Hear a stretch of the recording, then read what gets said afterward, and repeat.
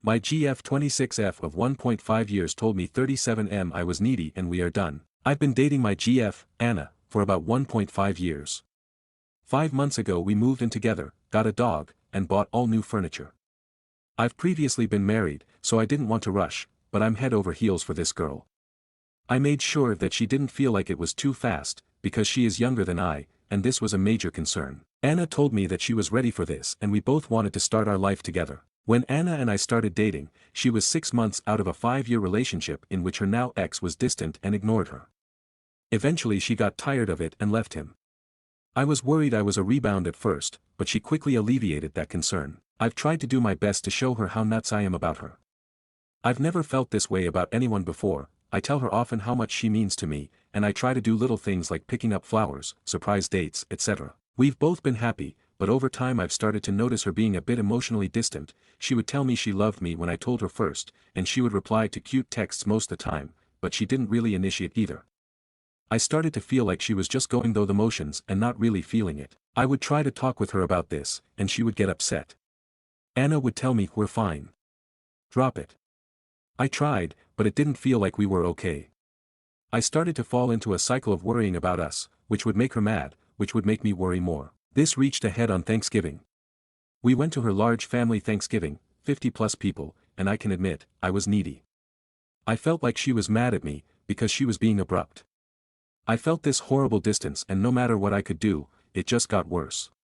We went home the next day and she told me that she needed a break. I asked what was going on and she said that she was exhausted by having to reassure me about our relationship and that I didn't believe her when she told me she loved me.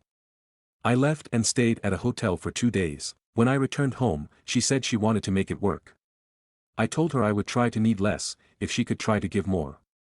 I really wanted her to take the initiative sometimes, and I recognized that I was being needy. We did well for a while. I told myself that she was showing love for me in other ways, making dinner, asking what I wanted to watch, going on dog walks with me, even if she wasn't taking the initiative in the ways I did.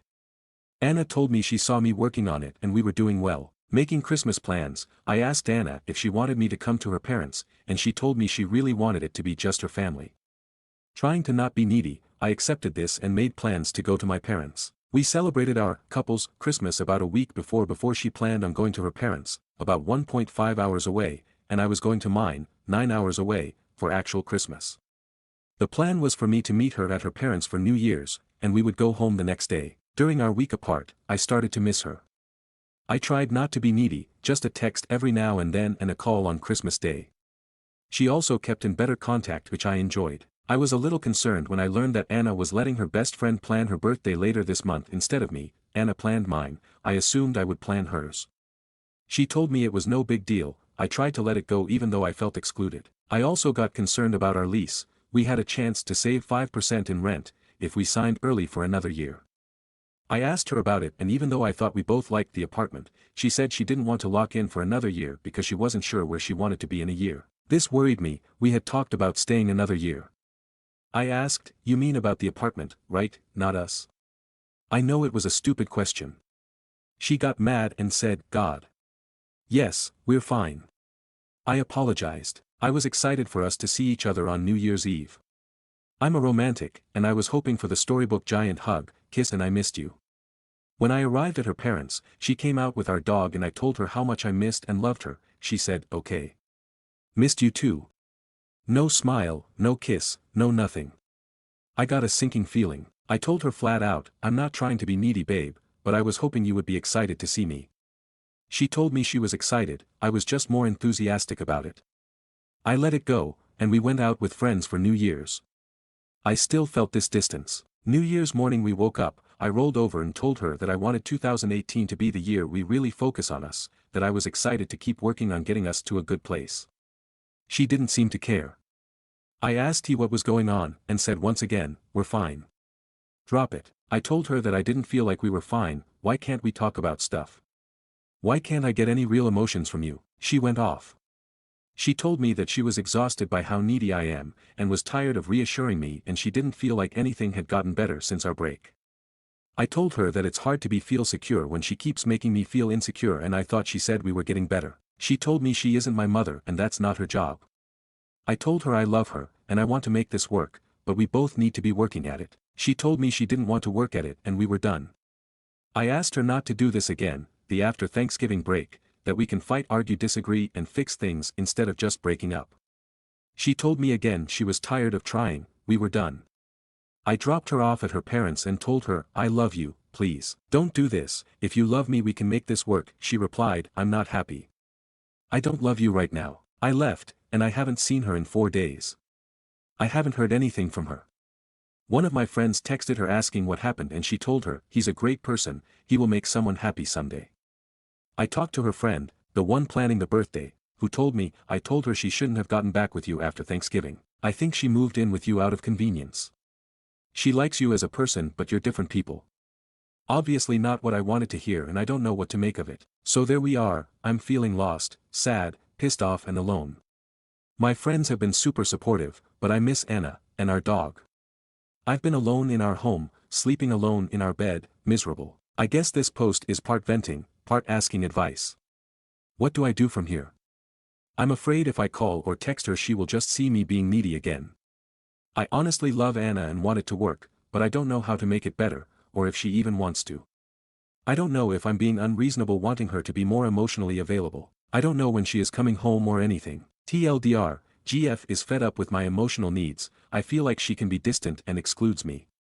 She told me we're done and I haven't heard or seen her in days. Relevant comments. Commenter 1. This post makes me really sad, you sound like such a caring person with a lot of love to give. From the sounds of it you guys are just incompatible in terms of emotional sensitivity, affection and love languages.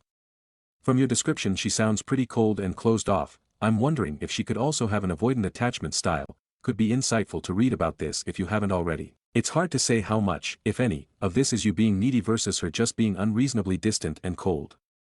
I totally get that it's annoying and maybe a deal breaker to constantly have to reassure a partner, but it actually sounds like she's offering you way too little emotionally by, I'd guess, most people's standards. I'm very sorry that she has ended things that is so difficult to deal with.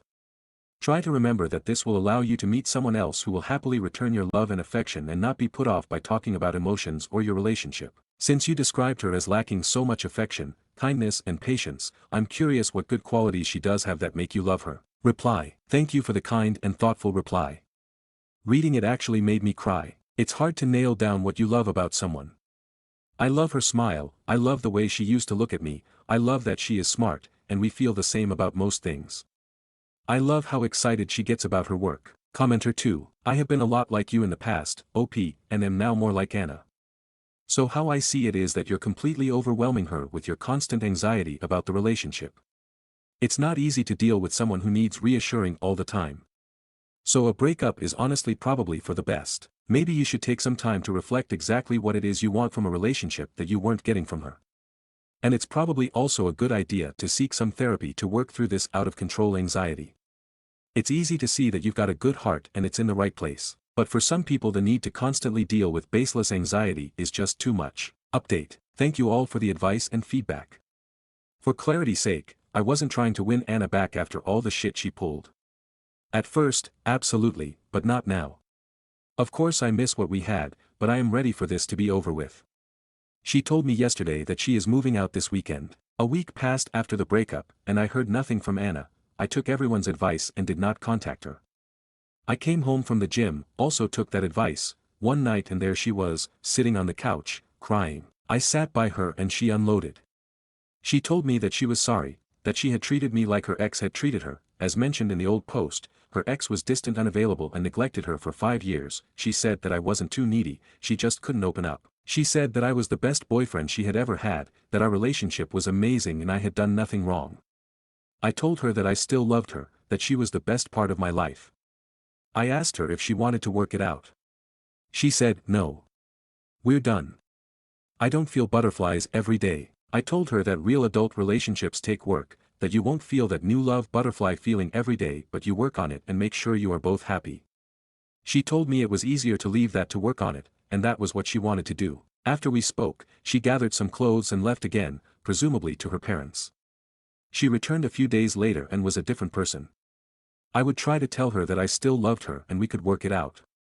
She would act like she couldn't hear me or I wasn't there, like literally staring past me. Eventually she yelled at me, "Why are you fighting for this? It's done. I told her fine, if she wanted to leave the life we started, apartment, dog, furniture etc., then she needed to leave. I told her that I couldn't bear to live with her as roommates and not as a couple. She said she would start looking for a new place. I told her I would be keeping the dog. She told me she hated me for doing so, and said, "See? I knew you were an asshole. I'm glad I left you." After a few days of sleeping on the couch while she was in what was our bedroom, I came home from work and she had moved all of my things, clothes, possessions, everything, out of our bedroom and into the guest bedroom and bathroom.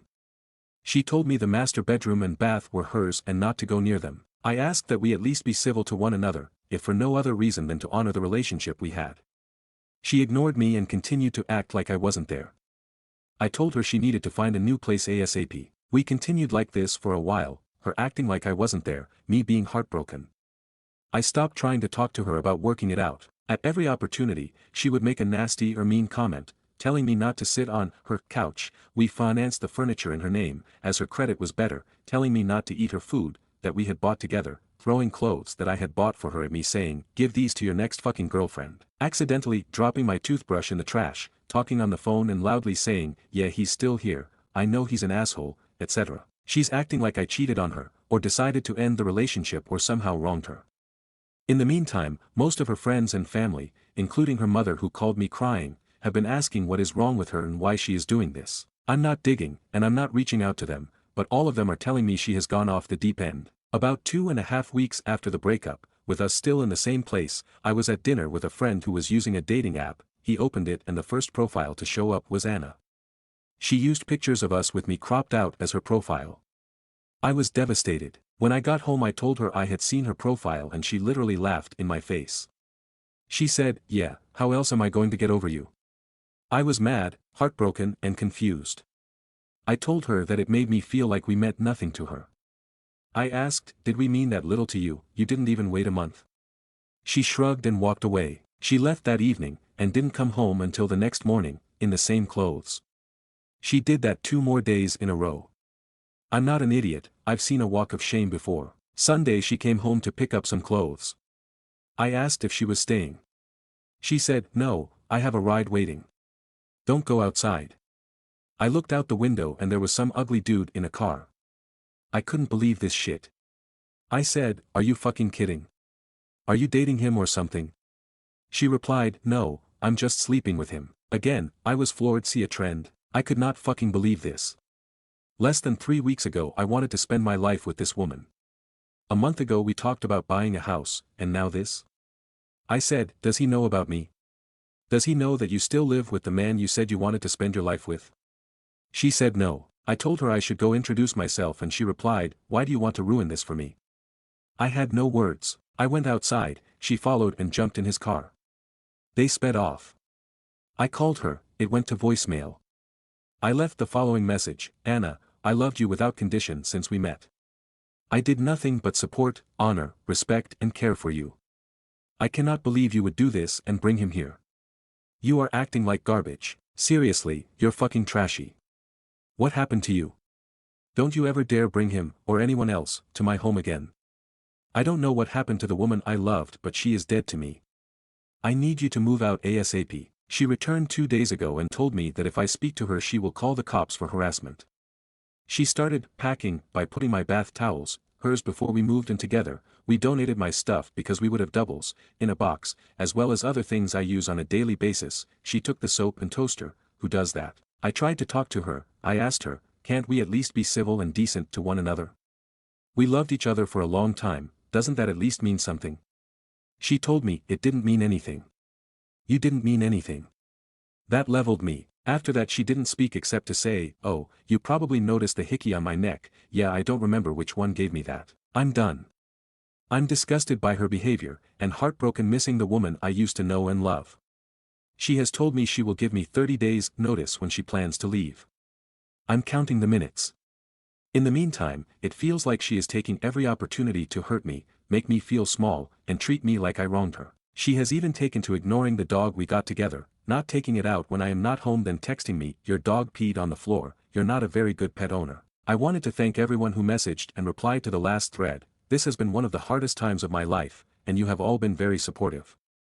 I'm starting therapy next week, and I have signed up for a kickboxing class. I'm ready to move on, even if I am not ready to be healed yet. TLDR, Anna came home, has started dating sleeping with randos and is acting like the breakup was my idea. Waiting for her to move out. Relevant comments. Commenter 1. Stop trying to win her back, stop trying to guilt her for moving on, stop expecting anything from her. Yes, she's acting horribly. Don't play her game. Commenter 2. I don't condone your girlfriend's behavior, but here's what she's thinking and why she's acting this way. In her mind, she sacrificed a lot and made a lot of changes to move in with you. Then, you turned out not to be who she thought you were.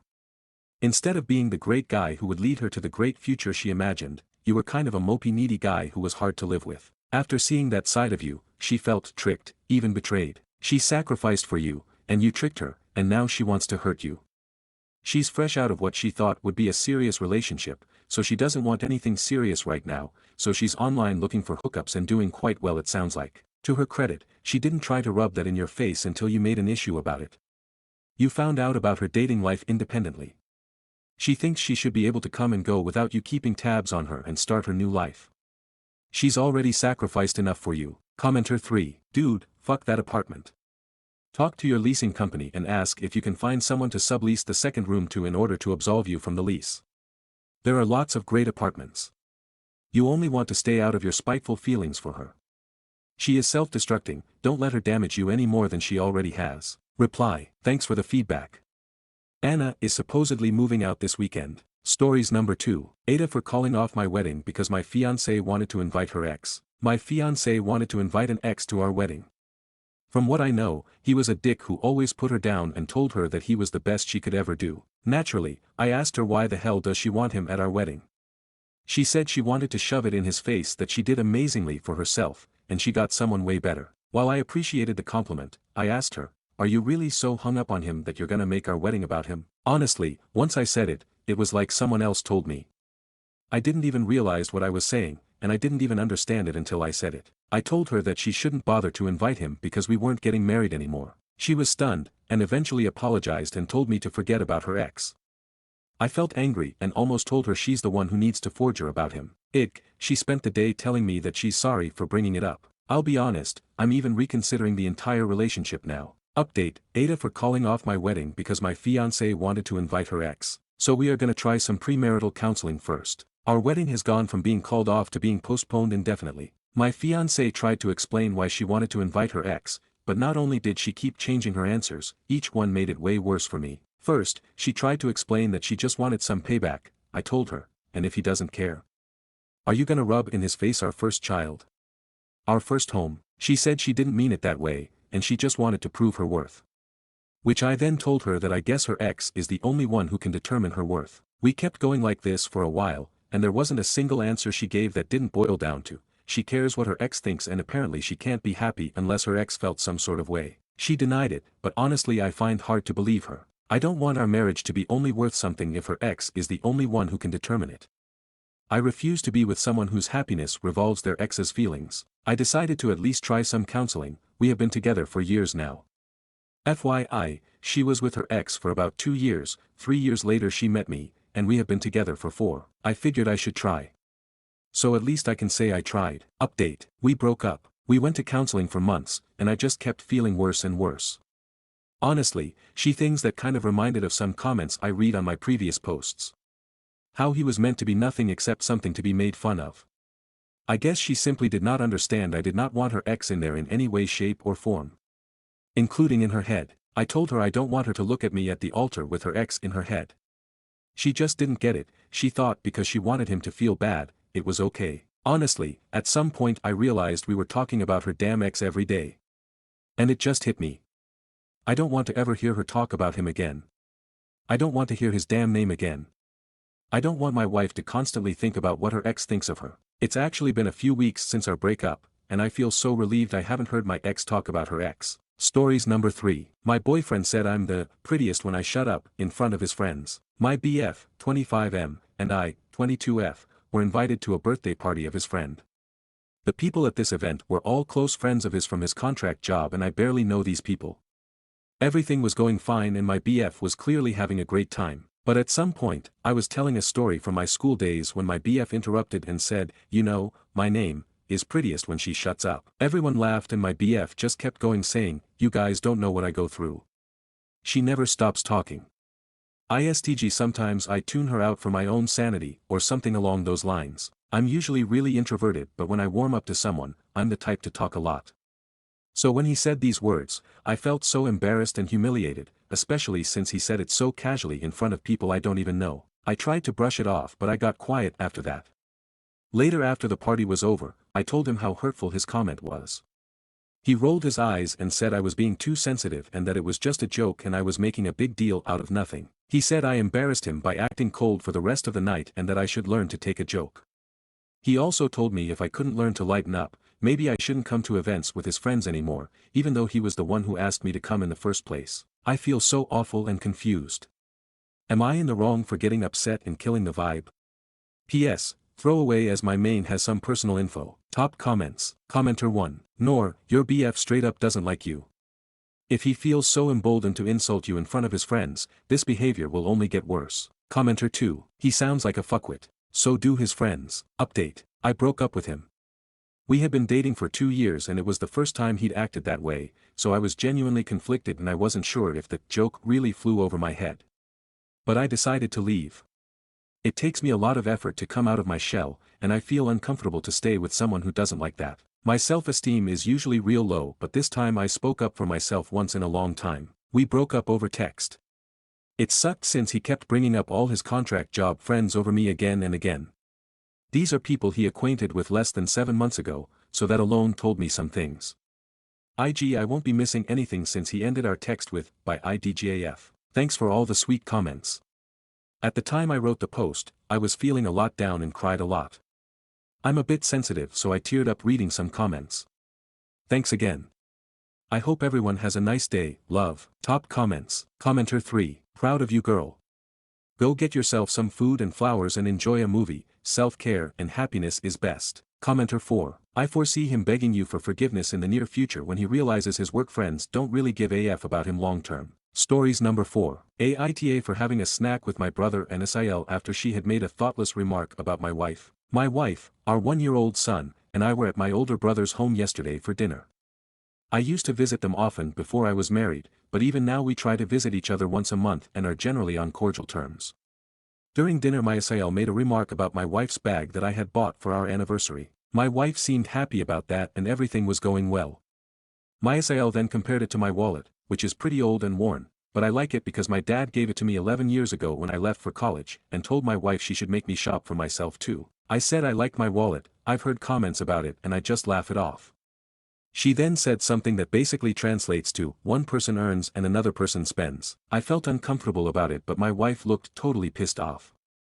I tried to change the topic but my wife said she takes care of our son, maintains our house while I work, decorated our house from scratch, all true, and I routinely thank her for it. My SIL said it was a joke, but within a few minutes my wife just said she wasn't feeling well and we went back. During the drive back and when we came back home, she made it very clear that she won't be keeping any contact with her until she gets a clear apology. Today, my brother called and suggested we grab a bite to eat. I said sure. The way he said it, it really seemed like it was just the two of us. My wife also had no issues with that. I thought my brother was going to discuss a way for us to meet or something so my SIL and my wife could patch things up. When I went there my SIL was there too. While we were eating they gave me her POV, that it was a light-hearted comment and my wife was blowing it out of proportion. I defended my wife too, and said she definitely feels it was out of line. When I came back home and my wife learned she was there too, she got really upset. She said if my SIL wasn't prepared to render an apology then I should have left, and that I betrayed her by having food with them. I don't see it that way, I was really trying to fix everything in good faith.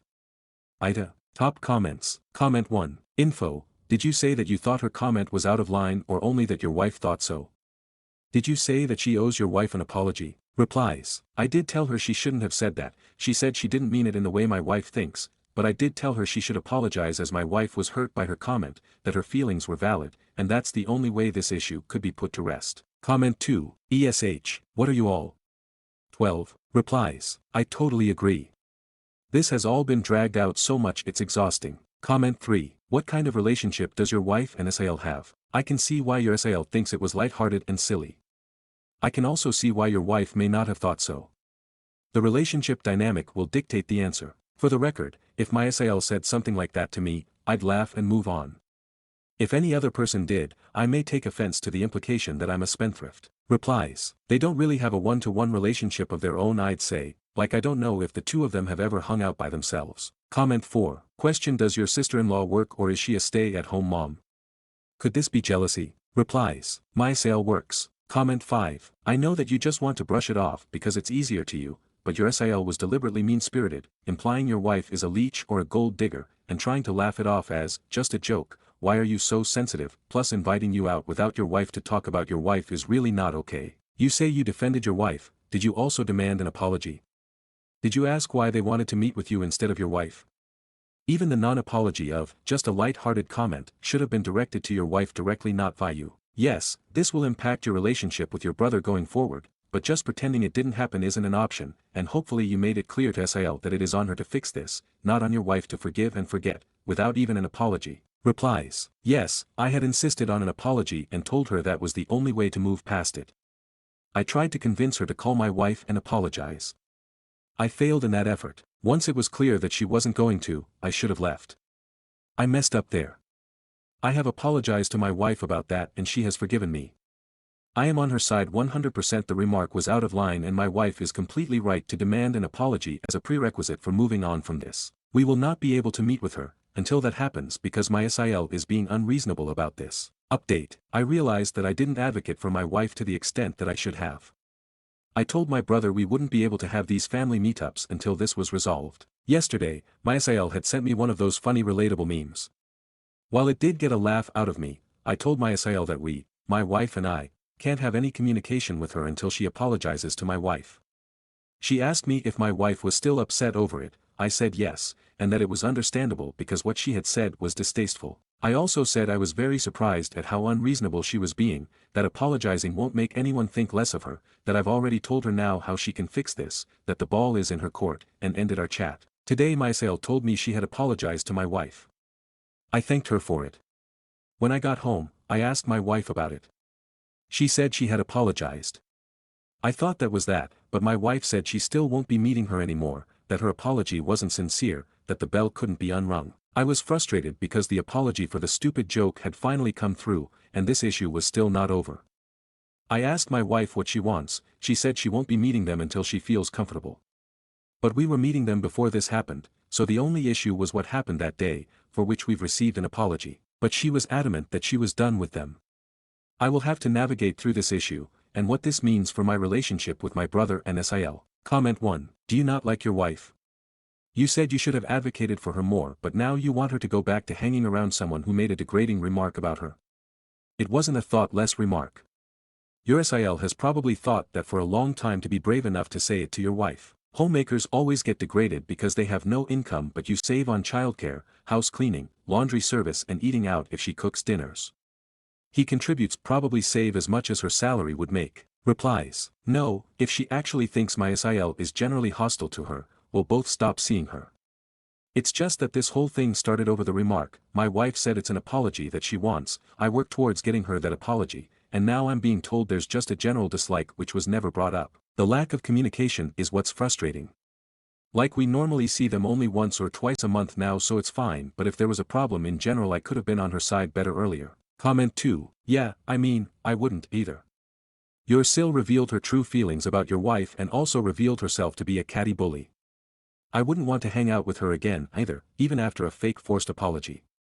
The fact that you're still pushing your wife to hang out with her even when she's hurt and uncomfortable is nasty. Replies. I'm not going to push her to hang out. If she's uncomfortable, that's that. Comment 3. It was a distasteful comment that your SIL has since apologized for. Unless she has a history of making these comments, your wife is being ridiculous. Replies. She doesn't, it was a one-off remark. I can understand why my wife was upset when she said it though. Comment 4. Well, she's since made numerous one-off remarks minimizing your wife. So she now has a habit of this, and from what your wife told you she's been mean to her. You may have used your selective hearing though when she said it because you seem to really care about your SIL. More than your wife. Replies. You have insinuated multiple times that I care more for my SIL than I do for my wife. Nothing could be further from the truth. My wife is the love of my life. She never told me that she perceived a general hostility from my SIL. If she had, I would have either fixed it or followed my wife's lead in avoiding my SIL altogether, but this started after my SIL's recent remark. And until I got the apology, she said she just wanted an apology, which I worked to get her because I wanted her to feel better. I will admit that I would prefer if there were a way for us to get over this because my parents and my older sister don't have a great relationship with my brother and SIL, so I don't want them to lose me and my wife as family too. Also, my brother and I live much closer to each other than the rest of our family, so for smaller family holidays, not Christmas or Thanksgiving, we've been doing it together. I'm sorry if I sound pointed, but your insinuation is rife with assumptions and quite hurtful. Stories number 5. Ex-girlfriend is now my boss. My now ex-girlfriend broke up with me out of nowhere 2 months ago after 2.5 years together and moved back to her hometown, same state. After that, I applied for the job she used to have, a position at the local hardware store for an external company that handles shelf maintenance, because I was unemployed at the time and needed a job quickly. I got the job, and that's when I found out that she has now been promoted to regional manager, since the previous one left. Now, on Monday, I have my first day of work, and she along with another regional manager will be training me, tomorrow and Tuesday. Ever since I found out, I've been dreading tomorrow. Since last night, I've had terrible stomach cramps and nausea because I have no idea how to handle this situation, and I'm realizing that I'm still not over her. What should I do? How can I handle this situation better? Update. Hello community, there is an update on my post from yesterday, but first, I want to say this: I really want to thank everyone who gave me advice, encouraged me, or simply shared their opinion. I couldn't respond to the comments due to the sheer number and lack of time, which some people even pointed out in private messages, but I read every single one and was able to take some of the advice to heart. Now for the actual update. I went in and just focused on learning everything first. The regional manager made a really good impression on me right away, and that impression only got better throughout the day. I started at 7:30, and around 9, he mentioned that he had to go to the train station soon. At that moment, I knew exactly what he meant: he was going to pick up my ex. He must have noticed my reaction because he immediately followed up by saying that he wanted to ask me something a bit more personal, namely, what kind of relationship I had with her. I was completely honest and told him that she was my ex-girlfriend. He then asked if that was going to be a problem for me.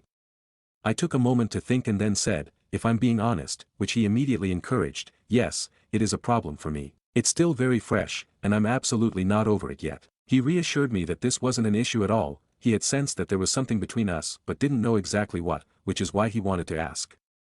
He then said he would simply assign her to a completely different department so that we barely have to interact and that we should just try to make the best of the situation. As it turns out, it's not even certain that she'll get the position. For now, she's just attending a coaching training session today and tomorrow. On top of that, it seems like the regions for managers will be significantly reduced because they will also be taking on a floating role within the company. This means that even if she does get the job, there's a good chance she'll be assigned to a completely different region due to the distance. I'm feeling a lot better now, and I just want to thank all of you again for reading and commenting. Stories number 6. Aita for not letting my pregnant sister sleep in my bed. I, 26M, rent a small 2-bedroom apartment. I live alone, but I use the second bedroom as my office because I work from home full-time. My older sister, Lily, 31F, is 6 months pregnant and soon to be single mother. She has some issues with her apartment, in a disagreement with her landlord, and in the process of moving out, so she asked if she could stay with me for a few weeks. Of course, I said yes and that I would be happy to accommodate her for as long as she needs. She moved in last weekend, and the first thing she did when settling in was pointing towards my bed and saying, "I'll take this one." I laughed, thinking she was joking. Only later in the evening when I asked her if she needs anything else before going to bed did she mention that she was not joking about wanting to sleep in my bed. Now I'm a little bit of a germaphobe, and I am quite uncomfortable with the idea of other people sleeping in my bed. I told her that I am uncomfortable letting anyone else sleep in my bed. But I will gladly set her up with my guest bed, which I did use to sleep on before buying my current bed, and I know for a fact is very comfortable and spacious. Then, she started guilt-tripping me saying that since she got pregnant she's having problems falling asleep and that she needs the bigger more comfortable bed. I stood my ground and told her I was happy to accommodate her, but I wasn't giving up my bedroom. She sulked, but she took the guest bed. That lasted exactly 2 nights before she started complaining that the bed was too stiff and that she couldn't sleep. I offered to buy a new mattress topper, but she refused. Instead, she tried to pull the "you're my brother, you should want to make me comfortable" guilt trip again. I told her that she is lucky I can even take her in, since I work 10 hours a day from home and I do value having a work environment that's private, calm and quiet. She called me selfish and accused me of not caring about her or her baby. I told her she could take the couch if the guest bed was that unbearable. Well, she did, but exactly for one night before turning into an absolute menace. In the second night on the couch, she made sure to sigh loudly all night, accidentally bump into things, and complain the next morning about how horrible I was making her feel. The following day, she kept making calls and talking loudly on the phone while I was working. I didn't pay attention to the actual calls and what she was saying, but later it became very clear. In the evening I started getting phone calls from most if not all of my family members. Apparently, she was ranting all day on the phone to my family about how rude and how horrible I was making her feel, trying to make my family put pressure on me just to let her sleep in my bed. Like she's on a mission or something. My mom took her side and tore me a new one on the phone saying that Lily is carrying a child and I'm being inconsiderate. She also said, "I thought I taught you better hospitality than this, I am very disappointed." My aunt called to tell me that my uncle, her husband, used to sleep on the couch and sometimes on the floor next to her when she was pregnant. Even my cousin, who I haven't spoken to in like 2 years, called to tell me I'm being selfish. My father is taking my side telling me to ignore them and that my sister is a fuck up that she got in that situation in the first place. But I feel like my mom is giving him a super hard time in the background because he did sound kind of hesitant when I asked him to have my back. Honestly, I'm just feeling like I'm in the middle of a soap opera drama. My mom is threatening to come take Lily home, yeah, like that's much of a threat, huh? But she's giving me such a hard time and telling me I disappointed her and that she raised me better. I don't know how to feel about this anymore. Aita for not letting my pregnant sister sleep in my bed. Top comments. Commenter 1. Tell your sister, your mom has offered to let her stay, so pack your bags if the guest bed is uncomfortable. Everyone who has called, call them back and ask when they intend to pick up your sister to stay with them. Commenter 2. Get her out of your house ASAP. You're going to end up with her in your room, baby in guest room, and you're going to be sleeping on the couch. Check your lease and tenancy laws. Do not let her use your address for mail. Seriously, get her out before she gives birth. Ship her off to mom. Commenter 3. I offered you a place to live and you have returned that favor by turning a bunch of flying monkeys on me so you can steal my bed on top of the rest of my home. You are disrupting my work and my life. I expect you to be out tomorrow. Maybe one of your flying monkeys will take you in. NTA. Commenter 4. NTA and I would just say, oh sure, that's a perfect plan. You can come tomorrow and pick her up and take her home. I am sure she will be much more comfortable there than at my place. Why didn't you offer this before knowing how small my place was and knowing that conflicts would happen? But yeah, go ahead and pick her up, because if she continues to disturb my work, well, how long she can stay in this house in general. Update. First of all, I want to thank you guys for the overwhelming support. This blew up way beyond anything I expected. Wow, I really appreciate you all for taking the time to chime in and sharing your opinion. You guys really helped reassure me and gave me confidence in my own feelings that my private space has been disrespected, and quite frankly, violated. I would like to answer a few common questions I saw in the comments. The guest bed is in the living room. It's stored in the second bedroom, my office, but whenever I have a guest I set it up in the living room. The living room space is quite big and can comfortably fit the guest bed, couch and living room table as well. My parents live 4.5-hour drive away and they are the closest family members to my apartment. That is why I didn't initially think of suggesting anyone to come and pick up Lily to take her to their place. I in fact did not get my sister pregnant, WTF guys. LOL. Lily is moving out of her current apartment because it is being sold, and the new owners aren't sure if they want to keep renting it, or what to charge exactly. So that's why she is moving out. Anyways, here is the update. My mother made the drive over yesterday. She came in quite furious, barely said a word to me, and wanted to just take Lily and leave ASAP. She had that cold, disappointed look on her face. It broke my heart honestly. I told them, Lily and my mother, that I wanted to talk and explain my side of the story. I told them both that I didn't want them to leave on bad terms. I sat them down in the living room and explained my side of things. I also decided to show them the original post, and it did help calm them down and made them second-guess their opinions. Also, I did believe they were quite embarrassed, judging by the looks on their face when I showed them the post, to see everything written out like that, but they didn't dare to say a word about it, lol. In the end, they both agreed that my apartment is my personal space, and also my workplace, and they understood why it was difficult for me to give up my bed. It wasn't totally smooth though, they still gave me a bit of a hard time, saying that while they do understand my side now, I could have still been the bigger person and just let Lily sleep in my bed. At least they did drop the whole "you're selfish" act. As for the rest of the family, I demanded that my sister called each and every one of them to let them know my side and calm them down. Lily was reluctant at first, but my mother gave her the look, and eventually she came around and told me she'd do it on the drive back to my parents. I was honestly surprised she agreed. My aunt even called me today to apologize. That was definitely unexpected and very satisfying. Haha. Lily is now staying with my parents. And honestly, I wouldn't be surprised if I get in a few weeks with them ranting about her being entitled in their house. Haha. Can't wait to see how they'll hand that one. Hopefully, this is the last time I'll have to deal with this. Lily still needs to move her stuff from her old apartment, which is a 30-minute drive from me, so I know she's going to ask for my help. Not that I would mind, I would be happy to help her, but I'm worried she'll might want to come stay at my place again or use my place to store some of her stuff. Also, she might bring this whole thing up again and I couldn't be arsed to deal with it once again. That's a problem for another day, though, hopefully not. Hahaha. So in the end, I believe it turned out the best way possible, and I have you guys to thank for that. Thank you. Top comments. Commenter 1. So naturally your sister will be sleeping in your parents' bed, right?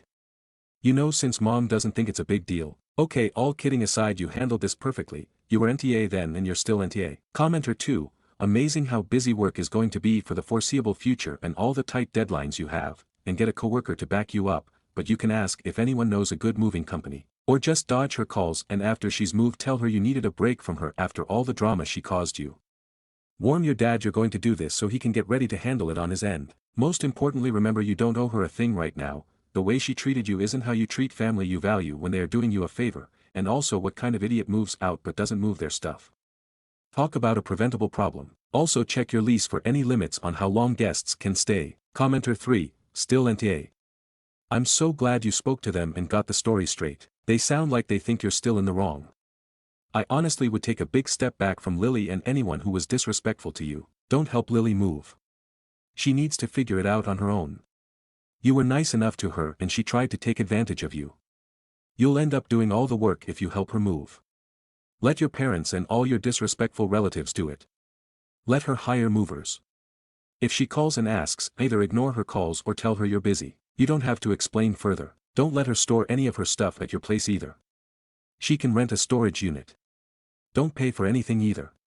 If she can't afford it, she can ask mommy or the other people she called. Let her know she burned that bridge.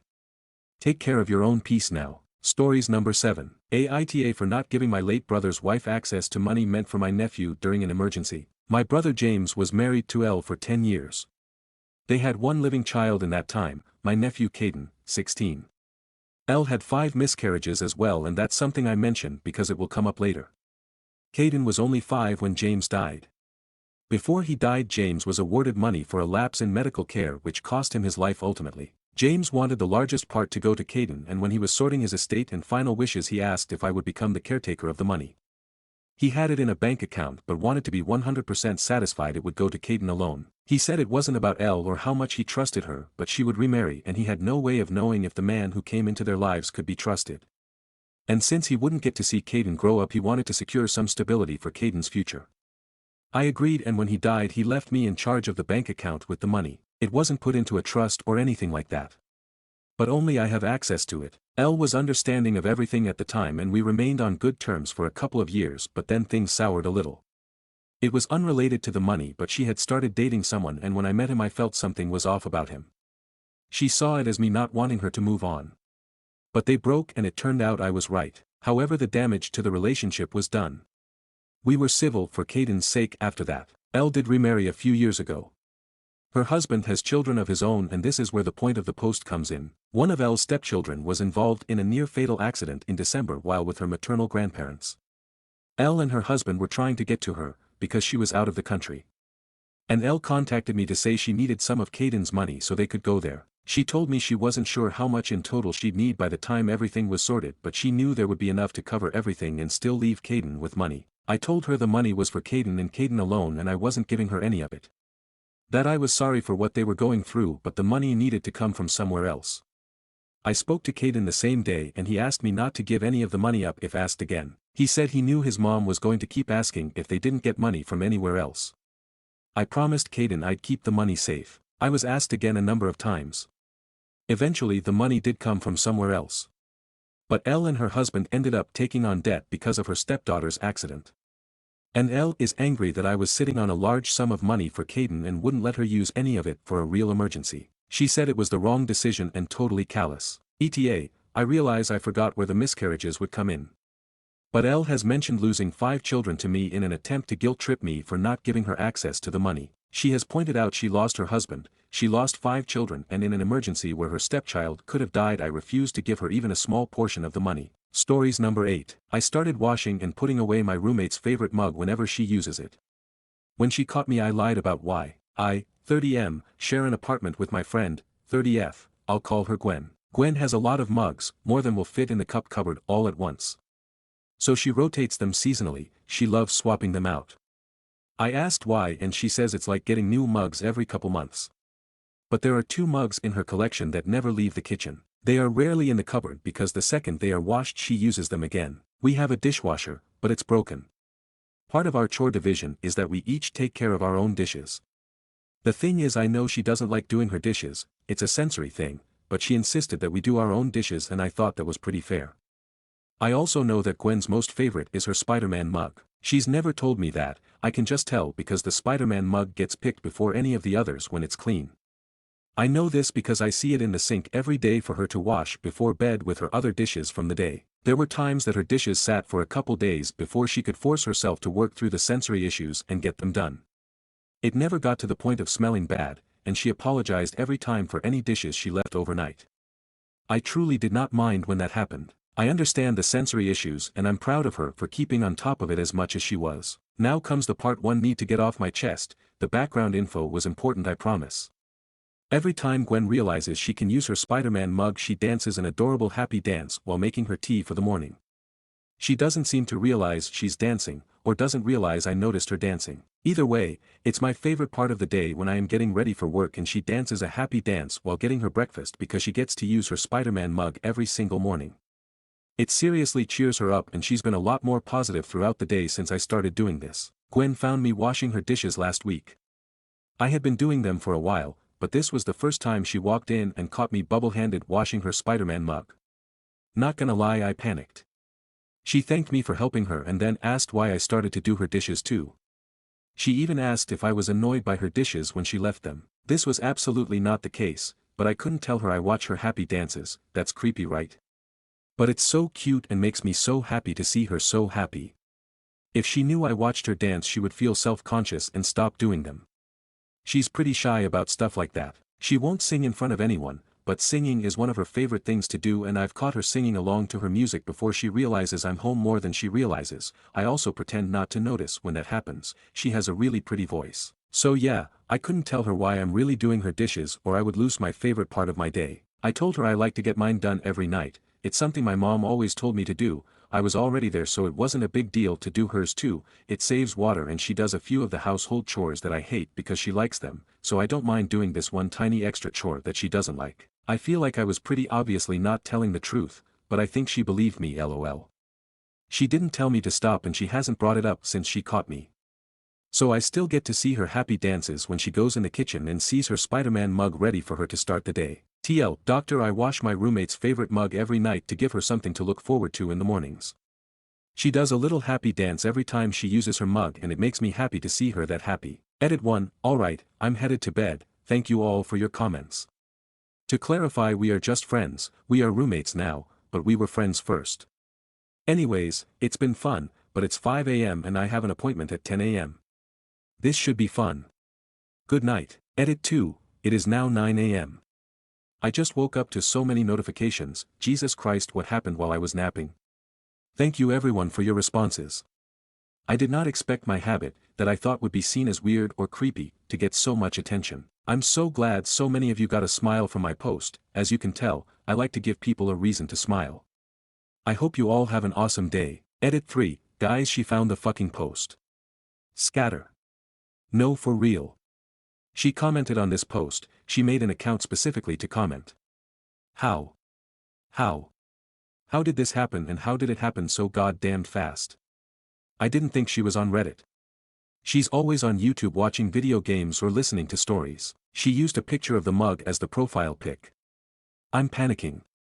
I'll update when I'm brave enough to go out to the kitchen. I can hear her cooking. Edit 4, so I linked a picture with an update and the auto mod did not likely. So I have removed the link, but the update is still on my profile, for anyone interested. Relevant comments. Commenter 1, this is honestly the sweetest thing ever. The way you go out of your way just to make her mornings a little brighter is top tier wholesome. Reply, it seems like such a little thing to do, just an easy 10 minutes, if that, for me and her whole day is better. Commenter 2, you're both good roommates, I'm so proud of you both. It's not easy getting along with someone in your space. Reply, I've never been as happy at home as I am with Gwen.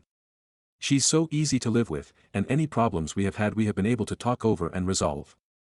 It's almost too good to be true, but we do bicker a lot. I make fun of her for wearing Crocs nearly 24/7 and she laughs every time she hears me swearing at my bed after I stub my toe on it. I do that at least twice a week, I am an idiot lol. Commenter 3, well after all the awful crap that I come across on Reddit every single day, a post like this is so refreshing. OP, this is adorable. Does Gwen know you're in love with her? Because she should. Reply, I mean we say I love you to each other when we leave the apartment, but we are just friends. OP explains why he says I love you. Reply, one of our friends passed away a few years ago, it almost ended our whole group. His house was the hangout spot, he liked to do the planning for things, he kept us together by being the person we all wanted to be around.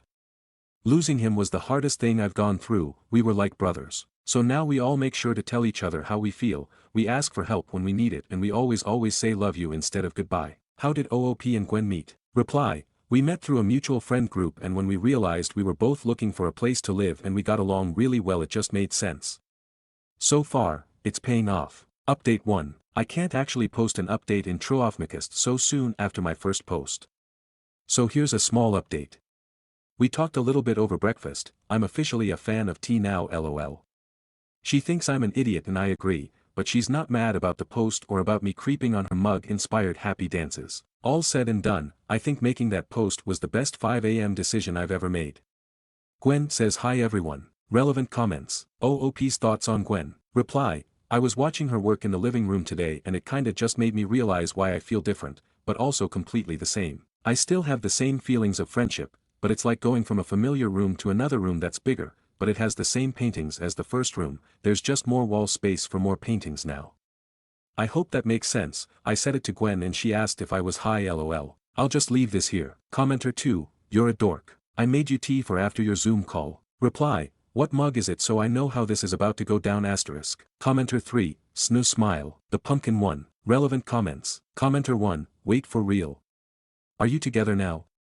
Cause boy, you have fallen hard. Reply, the pumpkin mug is her second favorite, if that tells you anything and it should. I can neither confirm nor deny what conversations were had over our tea and toast this morning. For real though, we are going to do an update, we want to have more time to discuss things and figure out where we land and we will post an update once we feel more comfortable. The fallout from this post has been a lot to handle on top of trying to figure out how to share without oversharing, we are usually pretty private people. I never imagined my silly post about doing the dishes would end up changing so much, but I wouldn't change a damn thing. Commenter 2, congrats king y'all are meant for each other, none of you are mugs better outdo her favorite mug. Reply, I'm more of a water bottle guy, the mugs in the house are all hers so no risk of mug competition. Although I might order her a custom one for a special occasion someday but never with the intention to make her change what her favorite is. Update 2, good morning y'all. A couple days ago I made a post at 3 in the morning to confess to doing my roommate's dishes because I secretly love to watch her do a happy dance when she sees her favorite mug is clean for her to use again. That post changed our lives and I'm only being a little dramatic by saying that. I gotta say thanks to everyone who upvoted and commented on my original post, I'm still shook at just how many people read about me and my mug happy best friend. The amount of people saying my post made them smile or reminded them of their own friendships or significant others has kept me smiling for days. I'm kind of into making people happy, if that wasn't already obvious, so the fact that so many people had even a moment of positivity because of me has been awesome. When I made that original post it was because I just wanted to tell someone about the mug dancing but I knew Gwen wouldn't like it if I told anyone we knew so I came to Reddit to shout to the void and oh boy, did the void shout back. There were so many comments asking if I really thought we were just friends, and I'll be honest when I made that post we absolutely were just friends. We had never talked about being more than friends and I was happy being friends because we have an amazing friendship. I hadn't really thought about there being a possibility for more because dating was always something I planned to do when I had my life together or when I had more money. I never let myself consider what I was missing out on by waiting for the right time. Her finding my post opened up the chance for Gwen and I to talk about things that we hadn't before, and over breakfast that morning we found where we stood with each other and what we thought things could look like moving forward depending on what we both agreed was the best course. We didn't make any solid plans or decisions and didn't want to rush into something that would ruin the good we already had going for us, but I'll admit I was hoping for a specific outcome. There was one comment on that first post that had really caught my attention. To paraphrase, they told me to think about how I would feel if someone else got to see Gwen do her happy mug dance instead of me, and it hit me so hard. I didn't mind the idea of someone else seeing her so happy. I just don't know if anyone she dates would notice what I did and decide to do what I did. What if they didn't care or didn't think it was that important, or any of the other things I'd do to make her laugh or smile? I really didn't like the thought of not being there to make sure she has that extra reason to smile in the morning. Gwen wants me to admit that I'm a sappy moron because I teared up writing this. I'm a sensitive man in touch with my emotions, and you know you love it, so shut it, you. To all the people saying it's possible for platonic relationships to be like ours, you are absolutely correct. Our friend group is very open with physical and verbal affection, and we help each other all time with big and small things.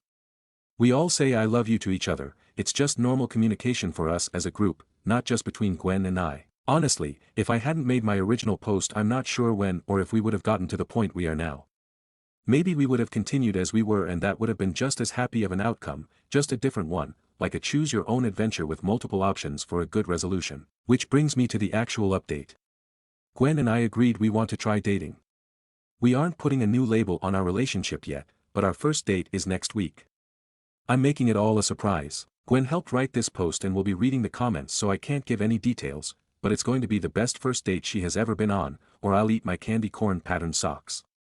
I think she might be the one for me, and I'm going to take every chance I can to make sure she thinks the same about me. Y'all are the best and we love you. Do something kind for your loved ones for us, and everyone can and should find something to happy dance about. It makes life more fun. Love, Gwen and Peter. Relevant comments. Commenter 1, yippee, it finally happened. I'm so happy for you too, and kinda jealous too. I have a friend that makes me really happy, but the chances of us dating is close to zero, so I hope everything goes well for you too, and please promise me and especially her that, if it doesn't work, you'll remain being friends because your relationship is really pure. Thank you for the update. Reply, yeah, we're definitely being very cautious about taking this step.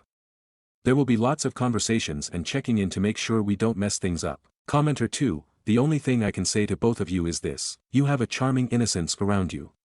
Don't take it for granted. Be aware of it, treasure it, and nurture it. This doesn't have to end, and it can get better. Always assume the best of each other, be kind, and don't be passive-aggressive or hold grudges. Reply, we both come from pretty dysfunctional families. Half of hers don't even talk to each other, and I haven't seen my mother in years. Thank the Lord for small mercies, lol.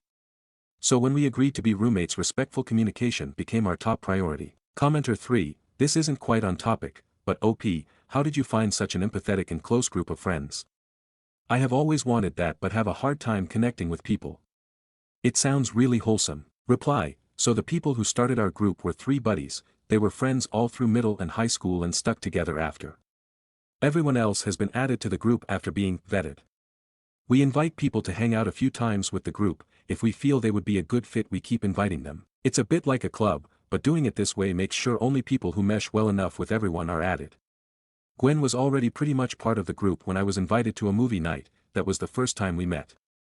I can't tell you how to meet people that you'll connect with, I'm sorry. The person who invited me was someone I work with. We went for drinks after work a couple times before she asked if I wanted to go to a movie night her friends were planning, and I didn't have anything better to do. You just need to be willing to talk to strangers until they aren't strangers anymore and see if they are someone you think would be a positive influence in your life. OOP gives advice on relationships. Reply, the best advice I can give you is to want change. If you aren't happy, for the love of all that's holy, change. Sit down with your partner and say you aren't happy and that things need to change.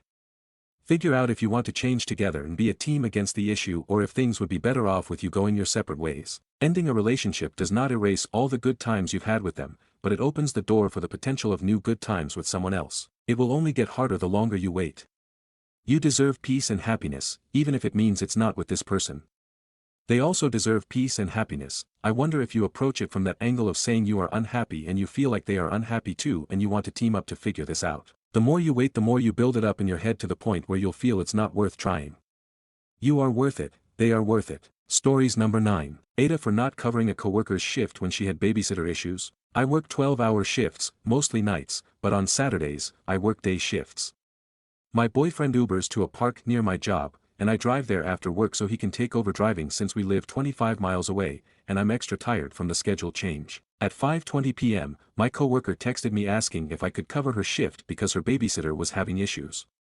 I was busy with my patient and didn't see it until 5:47 p.m. I responded, I don't think I can, I have stuff to do tomorrow that I can't cancel, I had Disneyland tickets for my little sister. When she didn't reply, I followed up with, can you let me know if you're coming in or being covered, please? I have someone picking me up today and don't know if I'll have to cancel with them too. She replied that she was on her way, so I said, okay, thank you, drive safe, and thought that was the end of it. I finish my shift, head to the park where my boyfriend is, and suddenly get hit with this message. Just an FYI, count me out on ever covering a shift for you. Especially when you lie about getting picked up today when you clearly had your car. I don't appreciate liars. I had an emergency with my kids and their babysitter, yet I still managed to come to work. If you want to show this text to boss or manager, please feel free to. We can also have a conversation with them in person if you feel attacked. I am not coming at you maliciously. At the end of the day, we are co-workers, and we have to be on the same page for the patient. There will be no ill will or tension on my end, but just as you are not available for coverage, I will no longer be available when you need it. I was upset because we've never had issues in the past, however I tried to be mature, I replied. Excuse me? I'm not lying. Not that I have to explain myself to you, but on Saturdays, my boyfriend Ubers down to pick me up so I don't have to drive home exhausted. I'm not sure where the hostility is coming from, she kept calling me a liar because she saw my car. But here's the thing, this coworker has been late to shifts so many times. I've waited up to 4 hours for her to show up because she had things going on with her kids. I've covered her shifts, swapped shifts, and the only times I've called off in 3 years were during the LA fires when I wasn't sure when if I'd have to evacuate, and once when I had food poisoning, and even then, I gave over 12 hours notice. So what would you do in this situation? How should I handle it? Do you think I was in the wrong at all? I personally don't think so, but I'm open to hearing different perspectives. Let me know your thoughts. Stories number 10. Aita for kicking my sister and her baby out after what she did to my dog. I, 29M, have a golden retriever named Max. He's 3 years old and the friendliest, most well-behaved dog you could ask for. Recently, my sister, 25F, went through a rough breakup and needed a place to stay with her 6-month-old baby. Of course, I let her move in rent-free, as she's family. At first, everything was fine. But a few weeks ago, I came home to find Max acting strange. He was hiding under the table, shaking, and wouldn't come when I called him. This was completely out of character for him. I asked my sister if she knew what happened, and she just shrugged, saying, oh, I had to teach him a lesson. That immediately set off alarm bells, so I pushed for more details. Eventually, she admitted that Max had been barking while the baby was napping, so she locked him in the bathroom with the lights off for hours to make him understand. We had such an argument over this. I told her that she does not get to discipline my dog, and that even if she did, that was a terrible way to treat a dog or any other living creature. She said it was fine, and that Max was just a dog. We went back and forth, and I eventually just told her that if she didn't anything like that again, she's out. A few weeks after that, I was just chatting with my neighbor as neighbors do, and he told me that he could hear shouting sometimes from my sister in my house, and my dog yelping, as if in pain. I confronted her with this, and she told me that sometimes she firmly pats Max to get him to stop doing things, like barking or going up to the baby. So basically, she hits Max when I'm not around. I was furious. I told her she had 24 hours to pack her things and leave. That's when she lost it, saying she had nowhere else to go and accusing me of choosing a dog over my own sister. Now our parents are calling non-stop, saying I should be more understanding because she's a stressed-out single mom. Also, she ended up staying with our mother. I love my sister, but Max is my family too, and I won't tolerate anyone mistreating him. Am I the asshole for kicking her out? Stories number 11. Coworker shares private information about me in a meeting September 20th, 2024. Hey everyone, I, F, 27, really need your advice on how to handle this situation. I work an office job, and next to me sits the executive assistant, F, 61. We don't get along well because she treats me like her daughter. I notice it every time it happens and ask her to stop, but she doesn't. Today, we were in a tense meeting discussing a sensitive topic for the company. The atmosphere was already strained among the 8 participants. At some point, our boss suggested taking a break or calling it a day, I agreed that ending the meeting might be the better option. The assistant then looked at me weirdly and, in a very aggressive tone, said, "Well, you sure know a lot about terminations." There was a brief, awkward silence before she immediately added, "Because she had an abortion." I was completely stunned and had no idea how to react. My colleagues were just as shocked. I just wished everyone a nice weekend, left the room, and went home early. It's true that I had an abortion this year, but I have no idea how she found out. Only 2 people in my life know about it, and she doesn't know either of them. Regardless, I find it absolutely unacceptable to bring something like that up, especially in a professional setting, whether it's relevant to the discussion or not. Now I'm wondering what steps I can take. We don't have a workers' council, our HR representative is based at another location and is currently on extended sick leave. Our boss sees these kinds of conflicts as personal issues that should be resolved between the individuals involved. I plan to confront the assistant on Monday. Could there be legal consequences for her, or do I just have to accept this and move on? I'd really appreciate any advice, thanks in advance. Update: I have an appointment with a lawyer first thing Monday morning. Since we only need a sick note from the 3rd day of absence, I'll be calling in sick on Monday and discussing the next steps with the lawyer. I've also found the contact details of the data protection officer at the clinic, but I'll wait until after my lawyer appointment to proceed with that. I really appreciate all of your support. The idea that sensitive data might have been leaked from the clinic didn't occur to me on my own, and I hadn't even considered it before. You've all opened up a lot of options for me that I'll discuss with the lawyer on Monday. Thank you for that. Update: first of all, thank you for all the helpful responses. I'll try to reply to as many as I can. After a thorough search online, I found out that the partner of the boss's son actually works at the clinic where I had the procedure. I strongly suspect that this is how the assistant got hold of the information, as she regularly attends family events and birthdays of the boss's family. This seems to be the most likely explanation for how she found out. Update: hello everyone, here's the promised update, smiley face. On Monday, I had a meeting with a lawyer, and it was definitely worth it. During the meeting with the lawyer, my boss called me and asked me to come to the office for a clarifying conversation. After discussing with my lawyer, I went to the office to have the conversation. The assistant greeted me in tears and insisted that it wasn't meant like that. I took my favorite colleague with me as a witness support, and we entered the meeting.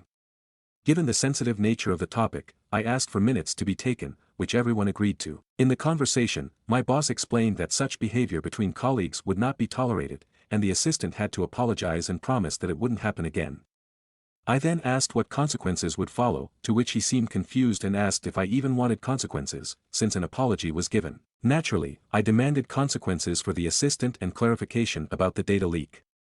I also told the boss that it was outrageous that he was asking if I wanted consequences instead of implementing them himself, especially when it comes to something as sensitive as spreading private information. He became a bit grumpy but explained that it wasn't a data leak and that he had just slipped up.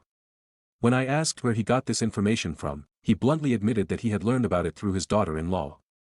He even followed up with, "But you couldn't even tell you had the procedure." I seriously thought I was going to flip out in that room, but fortunately, I managed to stay composed. I asked for confirmation of his statements to make sure everything was understood correctly, and then had everyone sign the protocol. I got up, wished everyone a nice day, and informed him that my lawyer would be contacting him, and we'd go from there. One of the 6 colleagues who was in the meeting on Friday approached me afterward, apologized for not saying anything in the moment, and wished me luck, strength, and that someone would react better than he did if something like this happened again. I really appreciated that. 3 days later, here's where we stand. The assistant received her 3rd warning. I don't know where the first 2 came from. Today, I received confirmation that she has to leave the company. I think my boss would have preferred not to make this decision, but since the situation spread very quickly through the office grapevine, it seems to have influenced his decision. As for the clinic, the first contact was made through my lawyer. I didn't personally call or inform the data protection officer, the lawyer took care of all of that. The lady at the clinic no longer works there, as the lead doctor seems to be aware of the risks. He apologized both over the phone and in writing, and I'll be receiving a nice compensation. And with my employer, we were able to agree on a very nice severance package, and the termination of my employment is happening soon. These are all nice solutions, but there are still civil and criminal proceedings ongoing, which I can't discuss right now. The lawyer is motivated to bring further consequences, especially regarding GDPR violations. All I can say is, don't tolerate this kind of treatment. Last Friday, I was completely overwhelmed and unsure how to handle it. But I received so much support and perspective, especially here on Reddit, that I was able to navigate the situation and seek help. Stories number 12. Aita for taking away the keys of our house from my husband's ex-wife. A couple of days ago, I came home from a work meeting and was unpleasantly surprised to find my husband's ex-wife wandering around the house, fresh out of the shower, with only a towel wrapped around her body. I felt absolutely hysterical, though I didn't show it. She had the keys because her daughter, who is also my husband's daughter, spends more time at our house than at hers, so she occasionally comes to visit her. This time, I didn't hold back. I demanded that she give me the keys and told her she wasn't allowed to come over while I was not home. My husband was asleep in the bedroom and had no idea that his ex-wife was even in the house. When I asked my stepdaughter why her mother had stayed, she simply said that she wasn't planning to leave until her dad woke up. My mind immediately interpreted that as an attempt at seduction. In short, I took away the house keys and told her that it wasn't necessary for her to come see her daughter on weekdays when my stepdaughter went to her house already on weekends. If she needed to come over for something important, she had to ask for permission. She called me crazy, but my husband backed me up, which was the only reason she eventually left without making a scene. Today, I started wondering if maybe I overreacted and handled things immaturely, but at the same time, I don't want her around my 4-month-old baby when I'm not home. Edit. To avoid more accusations, I checked the entire chronology of the cameras at home and my husband was sleeping with our baby all morning. He didn't even know she was home, but he was angrier than me when he saw her and even insisted that we report her. Relevant comments. Does the ex-wife comes by the house that often for a shower or something else? Reply. She didn't usually come to the house much before, but lately she seems very concerned about being present in her daughter's life. And my stepdaughter wasn't that calm. In fact, she was the one who sent me a message saying that her mother was in home, although I never thought I would find her in a towel. According to my stepdaughter, she had come home from work to check on her and told she was going to take a shower without any other explanation. I checked some cameras and my husband had been taking care of and sleeping with our baby all morning. He didn't even notice she was home. Commenter 2, why did she have keys in the first place? And how old is the daughter? Bigger question is why the husband's sleep was and she was showering. Sounds suspect. Can't help but think you arrived after their activities. Reply, she always had the keys in case of an emergency while we were traveling. My stepdaughter is 17 years old. And the last thing, my husband had spent the night awake at work, so he slept all day. Although I also thought like you at first, I immediately checked the cameras I have in some areas of the house to monitor my baby, including in the bedrooms. Commenter 3, NTA. You didn't overreact, but I would be suspicious of your husband. Might want to keep an eye on him. Reply, I understand that concern, but my husband despises his ex-wife enough to the point that he hasn't reported her for the sake of their daughter. And anyway, I have some cameras in the house that I check whenever she comes over. Was the house the husband and ex's at some point? Reply, hi, yes. The house belonged to both of them before they divorced, although legally it always belonged only to my husband, but she lived with him. OOP clarifies the details on how she met her husband. Was it during the time when her husband was married to the ex? Reply, no, I met him when they had been divorced for about 11 years. But she did live there during their marriage. OOP on her husband's custody battle with his ex over their daughter and if the ex is dangerous to the daughter. Reply, before you judge, calmly ask for explanations. She and my husband had a legal battle for custody because she wanted to move to another state and wanted to take my stepdaughter without my husband's consent. It has been a long conflict because she literally almost kidnapped their daughter, and if it weren't for me acting as a mediator on occasions, he would have already sued her for it. She is not abusive, she wouldn't even try to be, because my stepdaughter lives with us most of the time and we would notice immediately if something happened with her. Now she has no intentions of taking her anywhere, of course, but that's why I spoke in the past tense all the time. Update. Hi, it's me. The woman who found her husband's ex-wife in her house wearing a towel. I've seen that things have gotten pretty out of control, to the point where it spread all over the internet, so I'm here to clear some things up and give some updates. First of all, we've changed all the locks, and although my stepdaughter has her own key, she's not going to risk losing her father's trust after the serious talk they had. After my husband started the process for a restraining order, his ex-wife's sister reached out to us. She told us that the ex-wife was feeling empty and threatened because of me. I've been living with my husband in this house for 3 years, and she had never done anything like this before, so it seemed extremely strange to me that she would pull this kind of stunt right after I gave birth to my son. Anyway, my husband's ex-sister-in-law assured us that she was going to receive psychological treatment and that we could move forward with the restraining order. She just asked us to understand that the ex-wife seemed to be falling into some kind of depression that was preventing her from thinking clearly. As for why I feel so bad and why I haven't reacted more aggressively, I have an explanation. Since giving birth a few months ago, I've felt slow, dumb, and a bit confused about everything. I never had serious trouble defending myself in English before, but now I do, and my emotions are all over the place, leaving me feeling distressed in any dramatic situation. To wrap things up, I'd like to clarify a few points. No, my husband has not cheated on me with the woman he's been having issues with for 11 years. I checked the security cameras, and he was asleep next to our child during the hour his ex-wife was showering downstairs. That bathroom is pretty far from the bedroom. My stepdaughter was barely involved in her mother's plan. In fact, she was the one who alerted me that her mom was in the house and that she had no idea why. Normally, her mom would let her know before visiting, and only if my husband wasn't home. Yes, that woman only did it to get under my skin and make herself feel better. Spoiler, she won't be coming near my family again. In any case, thank you for the support and all the advice. I'm glad to know that there are still understanding people who have stood by me in a moment when my emotions faltered and made me doubt myself. Top comments. Commenter 1, my guess is the birth of your son pushed her over. Until that point. She thought she had the upper hand because she and your husband had the bond of a shared child. In her mind, she was still the primary relationship and you were temporary. Now, you have the ring and a child and that blew up her fantasy. Go forward with the restraining order. Her mental health is on her to manage and she has her own relatives to support her through that. Commenter 2, NTA. That is absolutely a violation of privacy and scary. She's being a complete creep and needs to be put in her place, aka out of the picture. Commenter 3, I remember this post, glad you changed the locks. Although it's sad that the ex is having mental health struggles, you are not obligated to deal with her issues and need to follow through on the restraining order to avoid any potential harm to your family and new baby. Remember, this women may not be thinking clearly, so again not worth the risk. Stories number 13. Aita for wanting to break up with my GF because I was a dare date. Never thought I'd have to use this old account, but I'm really stuck and need some advice before I potentially nuke what has been so far a good 8-month relationship. So for a quick background. My GF, 24F, and I, 27M, have been dating for around 8 months now. I first met her at a funeral of all places. I wasn't close to the deceased, they were a friend's uncle, I was just along to keep him company. In any case, I wasn't particularly sad looking. I was talking with a family friend and smiling, which she noticed and made a pretty morbid joke asking if I put him in the casket. It was so blunt I just sort of laughed and we got to chatting all afternoon, ending up with her number in my phone by the end of it. She was funny, witty, pretty and a genuinely fun girl to be around. So of course I took a chance and asked her out, which she accepted rather eagerly.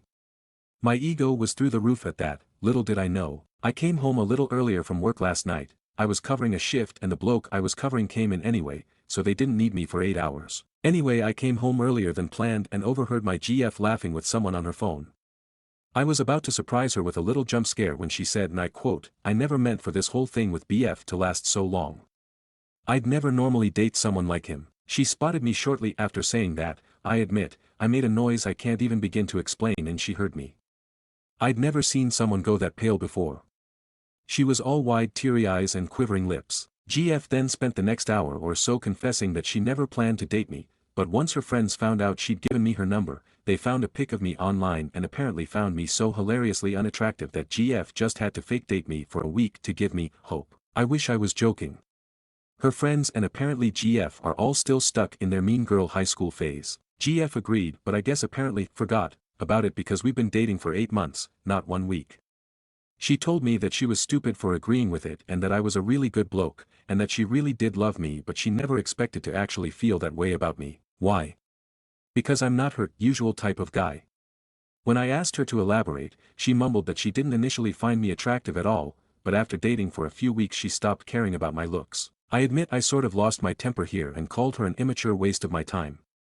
I told her I wished she'd just dumped me a week into dating because to find all this shit out 8 months in, when I cared about her, loved her, was fucking foul. I'm staying with my mom at the moment because I need space to think and vent. Would I be TA if I dumped GF for this? Edit. Wow, okay. Did not expect this much feedback, blimey. So I've turned my phone back on and it's a mess of texts, voicemails and missed calls. I've only listened to a couple, but she's absolutely sobbing her heart out and pleading for me to come home so she can explain. Nothing from her friends, mind you, just her. Says it all really. No idea what to do, but now I feel like rubbish. Comments. Commenter 1. Is she still friends with all those mean girls? Reply. Given that she was chatting to one of them yesterday, yeah, I think so. Commenter 2. Sounds like the conversation was about teasing her for still being with you. You're completely justified in feeling the way that you do. Commenter 3. This is a huge and valid point. It isn't like this is just a thing they all realized was foolish and now avoid. If by any miracle OP stays, every single friend must go. She can be who she is with OP or who she is with them. She can no longer be both because they are in absolute opposition. Commenter 4. NTA. Even if you didn't care about the joke part of it, she didn't go out with you because she wanted to, but was pushed by her friends. And then what? Did she give a play-by-play after your first date to said friends? Did she share your intimate moments with the friends? Was your first kiss also a joke? Was she hesitate to kiss you cause of the joke? Did she even want to kiss you? It's thoughts like that would drive me nuts, cause at what point did her joke turn into real affection? Or was she cringing and flinching for those first few dates? How can you be with someone who thought you were gross for how long? Weeks? Days? NTA. Reply, that's the same shit on my mind. I mean, she didn't act strange or hesitant when we started dating. She was funny and cute and demanded we hold hands on our second date, but was it all a funny story to tell her friends? Was she laughing at how pathetically happy I was dating someone out of my league? I dunno. It's driving me insane thinking about it. I've already chucked up, I just feel sick and tired and used. Commenter 5. Given everything you've said, I can guarantee that woman isn't out of your league, she's very much beneath you. Like she's not even sorry, she just seems to still think you should be grateful she stopped caring how you look, WTF, and tries to justify her shitty behavior. Even if you somehow forgave her, you'd never be able to forget. Cut your losses, be careful in the future, but don't let it stop you from finding a real relationship with someone who doesn't think hurting people is a joke. Commenter 6. Your first sentence is so important. You deserve so much better than someone who will always look down on you for not being what she deems conventionally attractive. You deserve better than someone who thinks you should be grateful that they graced you with their presence. You deserve a partner who values you. Update. First of all, thank you to everyone who commented. The good, the bad, and the downright bizarre. Now on to the update. So I eventually turned my phone back on after making the original post and was bombarded with voicemails and texts and whatnot. I only listened to a couple and GF was sobbing her heart out on all of them, more or less begging me to come home and let her explain. To be fair, I didn't really have much choice but to eventually go back home anyway. It's a house share and I pay rent to live there. Plus my own mom was basically nudging me back out to let GF explain herself. So I went back home the next day and she pretty much tore out of her room and threw herself at me. She was sobbing and trying to talk but kept crying too hard between her words to sound coherent. I know I should have probably been angrier, but I hate seeing her cry. And she wasn't just crying, she was sobbing so hard she was having trouble breathing at a few points. Eventually I got her to sit down and asked her to explain exactly why I should stay with a woman who not only got with me as a dare but also still laughed about it with her vapid friends 8 months on. A lot was said, and to summarize it so this update doesn't take all night, she more or less said this. Fake names for her friends, and I'm likely paraphrasing, but I've spent about 40 minutes trying to remember it exactly, so this is the gist of it. GF, I didn't mean to ask you out on a dare, I wanted to date you before they even knew about you. I gave you my number first, remember? When Stacy and Tina found out I gave you my number, they looked you up on Facebook and found it hilarious that you were even trying with me. So they got this stupid fucking dare thing and told me to do it to give all uglies in the world hope. Me, wow, real mature. You do remember what you said on the phone to whoever it was, right? That you never meant for us to last this long. You told me I wasn't your type. What's your type, GF? Not me, right? Too ugly for you. GF, stop saying that. You're not ugly. You're just not the type of bloke I'd have picked to date long term. But I was wrong, babe. Look at us, we've lasted nearly 9 months. I love you so much, I really do. How can I prove it to you? How? Me, I don't know, GF. I love you too. But all I can think about is you laughing about me behind my back to them. How can I trust you anymore? GF, I wasn't meaningfully laughing at you. I swear I wasn't. I just don't know how to handle Tina any other way. She's always been like this. And I just go along with it to keep the peace. Me, so you'd rather keep the peace than stand up for me? Is that what you're saying? GF, you're twisting my words, babe. Me, no I'm not. God, why should I stay with you, GF? Seriously, give me a reason. You laugh behind my back. You dated me on a dare given to you by Tina and Stacy, right? And you're still friends with them. You chose them and their cruelty over us and what we have. GF, we've been friends for years though. Me, I fucking give up. At this point it was just a back and forth of me trying to walk away and her professing her love and defending her friendship with the Wonder Twins while trying to make me sit back down. I don't know guys. I'm back home, she's constantly trying to have another talk. I'm tired. I don't know what to do. I don't know what to say. Advice would be wonderful, because I'm very tempted to just pack it in. Comments. Commenter 1. I'd have too much pride to stay. Be second-guessing everything all the time. How exhausting. Commenter 2. From what I have read, GF failed to resolve the situation. She continues to defend her friends, dismissing their behavior by saying, it's just the way they are.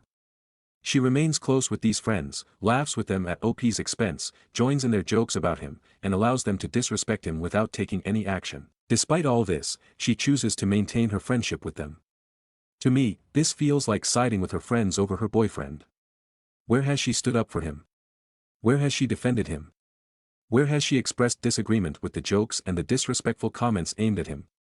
I just don't see it. Commenter 3. NTA Jesus Christ man, she just seems like she regrets being caught in general. I say that you just drop her because this ugly has hope that he will find someone beautiful both inside and out. Or tell her that if she truly wishes to make amends, she stops associating with high school mean girls BC. That constant influence in her life will definitely haunt your relationship going forward. If she says, but we've been friends for years, say, great, so do you want years or possibly decades with somebody you truly love? Or do you want more years of that horrible influence ruining all your relationships, taking advice from children who I definitely will never want to hang out or get along with? If my friends thought you were a complete monster or disgusting to look at and laughed at it on the phone with me behind your back, you're really cool with me hanging out with them just BC. I met them first before you several years ago. Then when she, hopefully, says, no, that's when you say, exactly, so make your choice. If she says, yes, I'm cool with that, then say, perfect.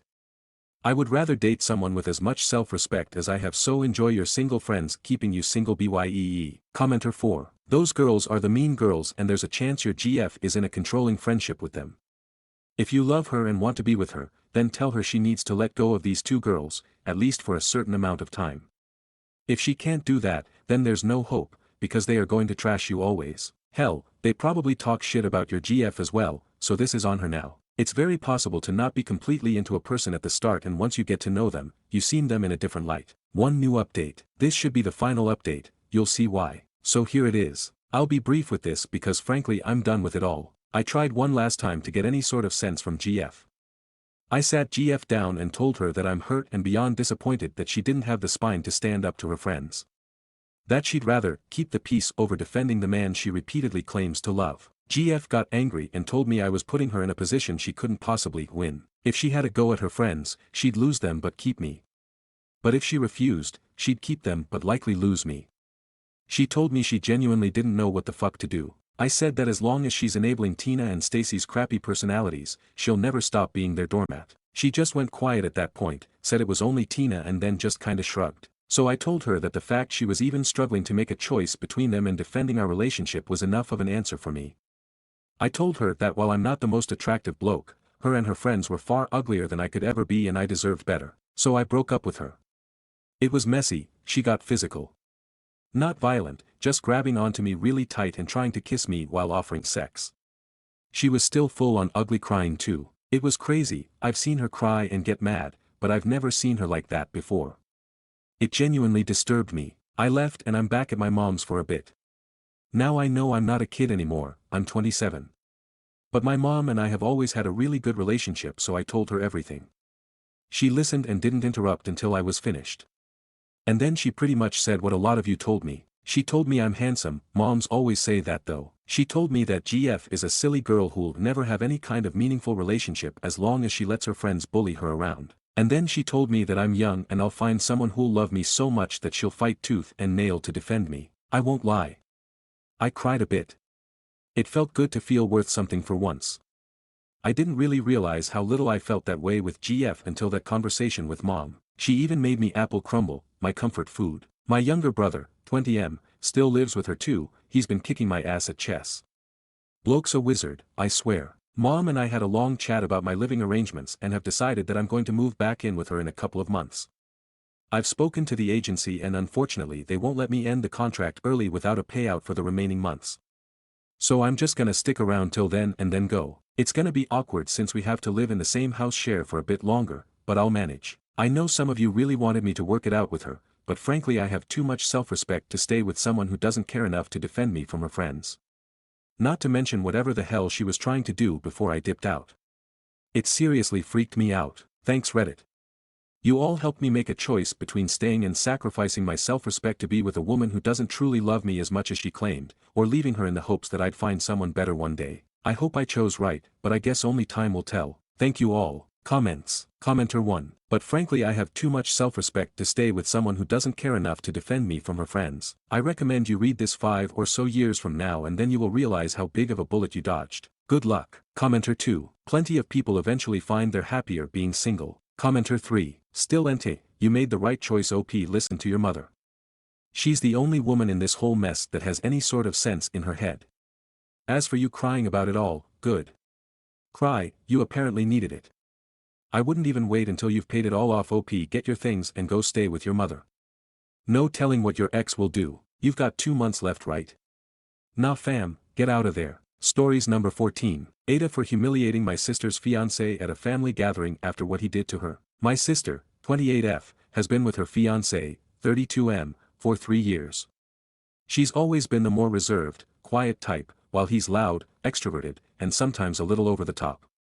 We tolerated him, but recently, he crossed a serious line. A few weeks ago, my sister came to me in tears because her fiancé had pranked her in front of his friends by pretending to propose in an elaborate setup, only to laugh in her face and say, "Just kidding, babe. You really thought I was serious?"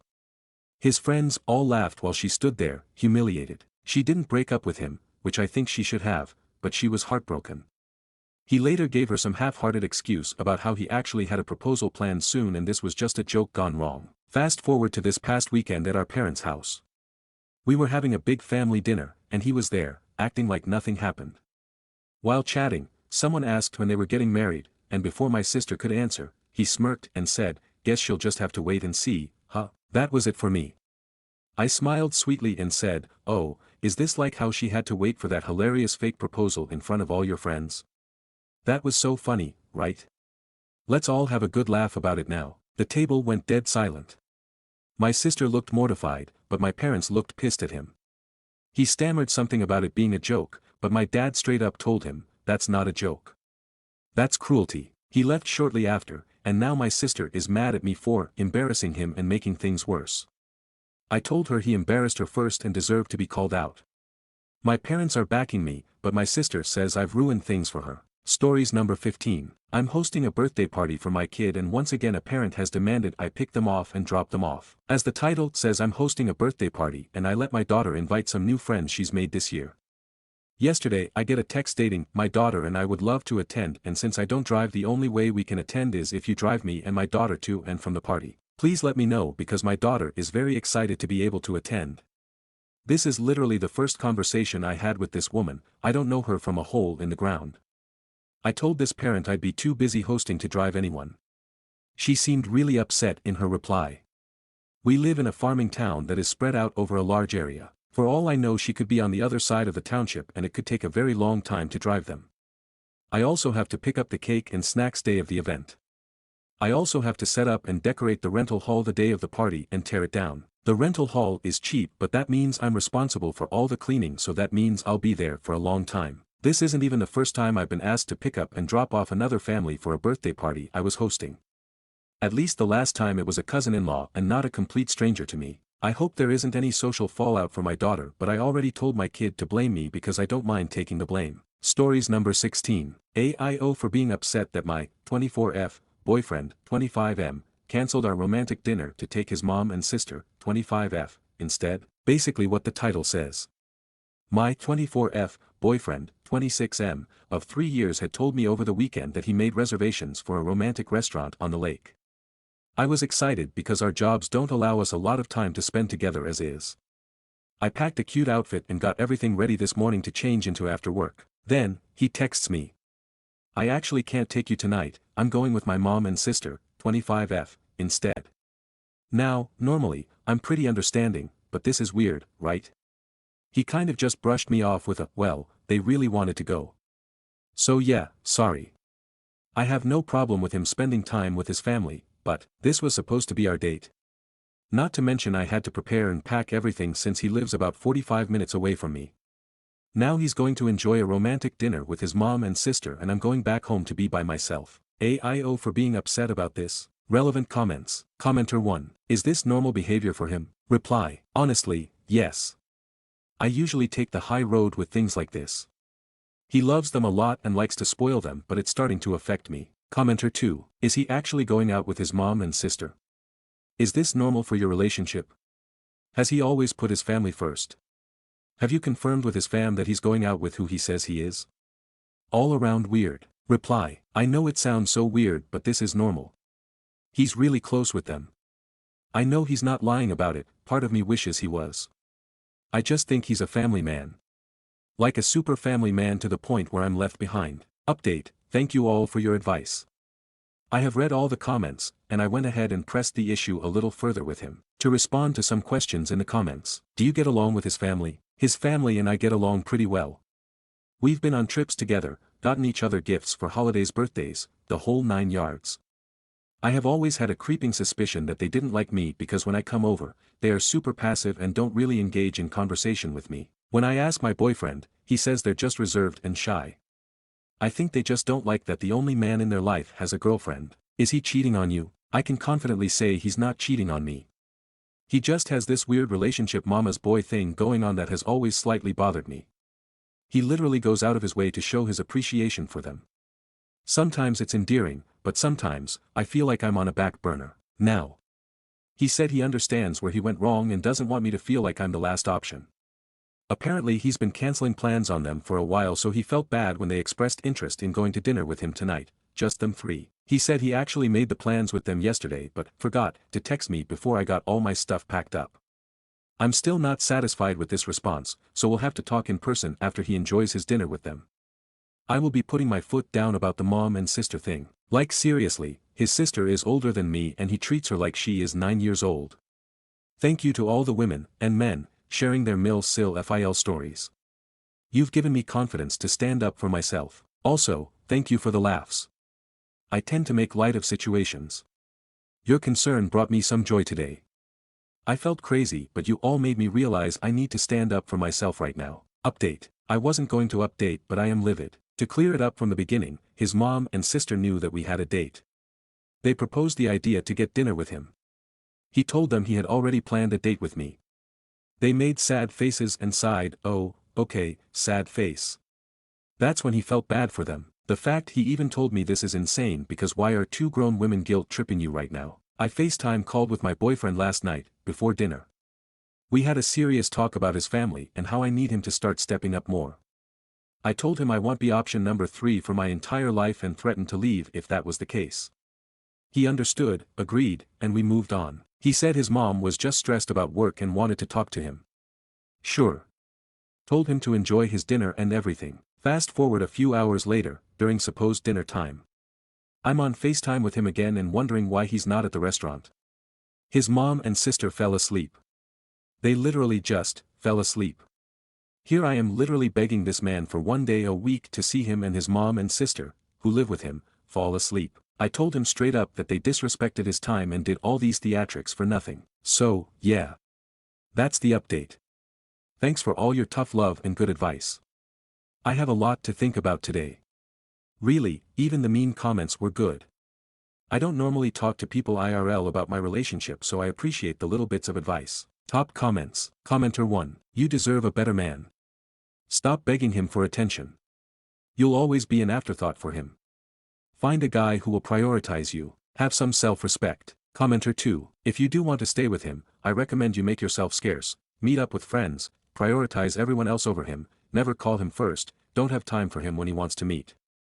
Make him really work for a date, it will completely shift the power balance. Unless he really doesn't give a damn about you, but then at least you will know. Stories number 17. Aita for rejecting my mom and refusing to forgive her and telling her she chose to be there for her affair partner's kids over her own, so she needs to deal with it now. I'm pretty frustrated right now, but I want to know if people think I'm being unfair. 2 years ago my dad, my brother, 13M, and I, 16M, found out mom was having an affair.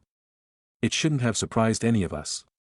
For over 2 years she was always busy and let us down so many times. She was so involved before. But she stopped showing up and supporting me when I was competing in swimming, and she stopped asking about it. She flaked on me every time I wanted to do our record store browse, which we did since I was 5, and she never said no before. She dropped the cooking classes she did with my brother and didn't show up for his talent shows. He's a musician. I have asthma, and she stopped answering calls from the school nurse to pick me up. My dad had to leave work a bunch of times, and it pissed him off because mom was a som and I was one of her reasons. But she didn't even take that seriously. It turned out when she was busy doing stuff, it meant she was busy cheating or playing mom to the guy's 2 kids. She was bonding with them and filling in for the mom they didn't have. She put them before her own kids. Not just the guy she cheated with, but those kids too. The whole thing makes me so angry. When we found out, I thought she was disgusting for all of it. She didn't just cheat on dad, but she was picking the guy's kids over her own. She prioritized her affair and the children the affair partner had. Mom denied that she did it, and she told me and my brother she hadn't cheated on us. And she told us we shouldn't hate her or pull away from her when the adult business, meaning her marriage, wasn't our business. When my parents first started their divorce, we were ordered by a judge to stay with mom 50% of the time. I hated it. She tried to integrate us with the guy and his kids, but I made it clear I'd never accept them. Mom asked us to give them a chance, and she forced us all to hang out as if we were some kind of family, which is a fucking joke. By the time the divorce was over, the judge said I didn't need to see her that much and I only need to go 1 weekend a month. And as of last month, the judge said I still need to go once a month, and being 16 doesn't mean I get to stop going like I want. For the past year, my mom has started to realize how much I hate her now, and she tries to reach out and fix it. I reject her every time, and I have called her names and told her to stay away from me. I told her she's gross and I want nothing to do with her. Her affair partner, who she's now married to, tried to berate me for talking to her like that, and I told him he's nothing to me, so why would I care about his opinion? He wants me and my brother to never go to the house because we make his kids feel bad by refusing to spend time with them and avoiding them. So mom tried to talk to me and she begged me to forgive her, and she told me she'd do anything. I told her it'll never happen. I said she chose another person's kids over us, and we remembered that. I told her she was with those random-ass children when I needed her. She left me in school with breathing issues so she could play mommy to another woman's kids. I told her she fucking destroyed our family, broke dad's heart, and failed as a mother when she was screwing around, and she needed to accept her choices cost her us. Mom said she wanted to make it up, and I said unless she took it all back and didn't put those kids first, then she couldn't. She broke down and told me I wasn't being fair, and she was a good mother for a lot longer than she was a slightly absent one. The topic came up in therapy, and my therapist pushed me to forgive and reconcile with my mom. I don't really like her because she's really pushy about that stuff and has spent all the time we've been in these sessions telling me I only have one mom and to remember the good. Dad wanted me to change therapist, but mom blocked it because she's hoping this lady will make me have a change of heart. But the therapist is really pressing it, and I know she's a professional. I just don't want the stuff she mentions about having a family and accepting mom for who she is and all that crap. Aita. Stories number 18. Aita for refusing to stop speaking Hindi in my own home after my husband's ex-wife asked me to. So I, 32, am, living in London and currently married to my husband, 33, am, for 5 years now. He had been married to a woman Erica before me, and they have a daughter together, Sophie, 8F. Sophie lives with us because of the custody arrangement. Something of importance here is that I am of Indian descent, and in 2022 my husband and I, we welcome twin boys through IVF, so I teach my children Hindi and talk to them in Hindi, because it's important to me. I am raising them to be bilingual. But since Sophie lives with us, she also picked up on my Hindi words. Last week Erica had come for dinner, during which Sophie said some random words in Hindi. I didn't even know she had picked up on it. Anyway, after we put the kids to bed, Erica said to me, I would appreciate it if you don't teach the kids that language Sophie was speaking at dinner. So I said, I am not teaching Sophie anything, I talk to my kids in Hindi because I want to raise them to be bilingual and it was important to me. Then Erica said, but Sophie is there too, so maybe limit it or talk to the boys in Hindi when she is not around. I said, I don't want to be treated like a prisoner in my own house, and I am not doing anything wrong. It's my culture and I want to pass it down. And if you have a problem, then you should take full custody of Sophie. Then Erica started crying and left. Now my husband is mad at me because he thinks that Erica will take Sophie away from him. He wants me to apologize, but I don't think I am wrong. So, Aita. Edit. Hi, I read some comments and I think that my full custody thing is being misinterpreted because of the way I wrote it. What I meant was that if she had a problem with it, she should take more responsibility of Sophie because she usually bails on Sophie even on days she agrees and stuff, and I apologized to her for saying it like that and clarified it. But she wants me to not talk to the kids in Hindi because she doesn't want her daughter learning that language. She had also said a lot of other racist stuff that I missed. Update 1. Hi, so I read a few comments and I do understand that what I said about custody was out of hand and makes me the but I had realized at the moment I said it and clarified my stance and apologized. About why Erica was at dinner. We usually have a dinner together ever since the boys were born. Beck, she would be a part of Sophie's life and inadvertently my boys too, so that's why we agreed for dinner twice a month. I was not even talking in Hindi at the dinner table, we were talking about something and Sophie said, Offo, which is Hindi for oof. And that is what Erica noticed. But I think most of you are right, I should talk to Erica. And my husband did defend me, but I think he got upset only when the custody thing was being questioned. Update 2. Most of you seem to think I am a woman, but I am a man. My husband and I are a gay couple. He is bi. Stories number 19. AIO about a comment my father-in-law made about my daughter. Yesterday my in-laws were at my house and my 7-year-old girl was eating vanilla ice cream. It was melting a lot. She picked the spoon up and dripped it onto her tongue. My father-in-law said, wow, you're going to make your future boyfriend real happy. She's 7. I was actually in another room during all this. My wife and mother-in-law both told him it was inappropriate. He made the joke a couple more times even still. I then said it was inappropriate and left the room. He even asked my wife if I was mad, didn't ask me. This morning my wife is getting texts from both her parents. Her mother is pissed at him. He is saying what he meant was that her future boyfriend will be, not, happy about her table manners. Table manners? That has never been a discussion from him. And specifically about a future boyfriend, I asked my wife if there was anything further on this from her parents today. She said she texted she's good and I'm good. I said I'm not good. She then told me that it doesn't make sense to her he would make a perverted comment, so she chooses to believe it's about table manners. I reminded her of him repeating it, even after I said it was inappropriate. She put her head in her hands and walked off. Seems to be ignoring me. I'm the bad guy here. Stories number 20. MIL kept guilt-tripping me for not eating her Indian cooking, so I started bringing my own dishes and giving her the same treatment. Now she's suddenly not hungry, too. My Indian mother-in-law thinks that she is the best cook in the world and that everyone, including her son and daughter-in-law, should beg for her cooking. Well, culturally, I'm not used to a lot of Indian food because of the spices, but I will try to eat the ones I can enjoy. A lot of times I'll politely tell her I am not hungry or I'll munch on some, but sometimes that's not a good enough response, and she'll start guilt-tripping me with, so you don't like my cooking? Or, everyone loves my food, why don't you? My significant other usually will jump in to stop her, but it always puts me in a weird spot since on day 1 of meeting me, she told me point blank that she doesn't like Chinese food. I'm Chinese, and it kind of threw me off because there are so many varieties of Chinese food, and for her to just say she hates the entire category seems odd to me. So I recently started bringing food I made whenever visiting her and telling her how excited I am to cook for her and that I hope she likes my cooking. She usually brushes it off saying she's not hungry or that she'll eat it later. I turned the tables on her, looking sad and asking her why she doesn't like my cooking. It's very entertaining to watch her try to make excuses she knows are BS. She hasn't asked me to eat her stuff since, so I guess this petty revenge is working. Stories number 21. My landlord called me to help her husband after he fell.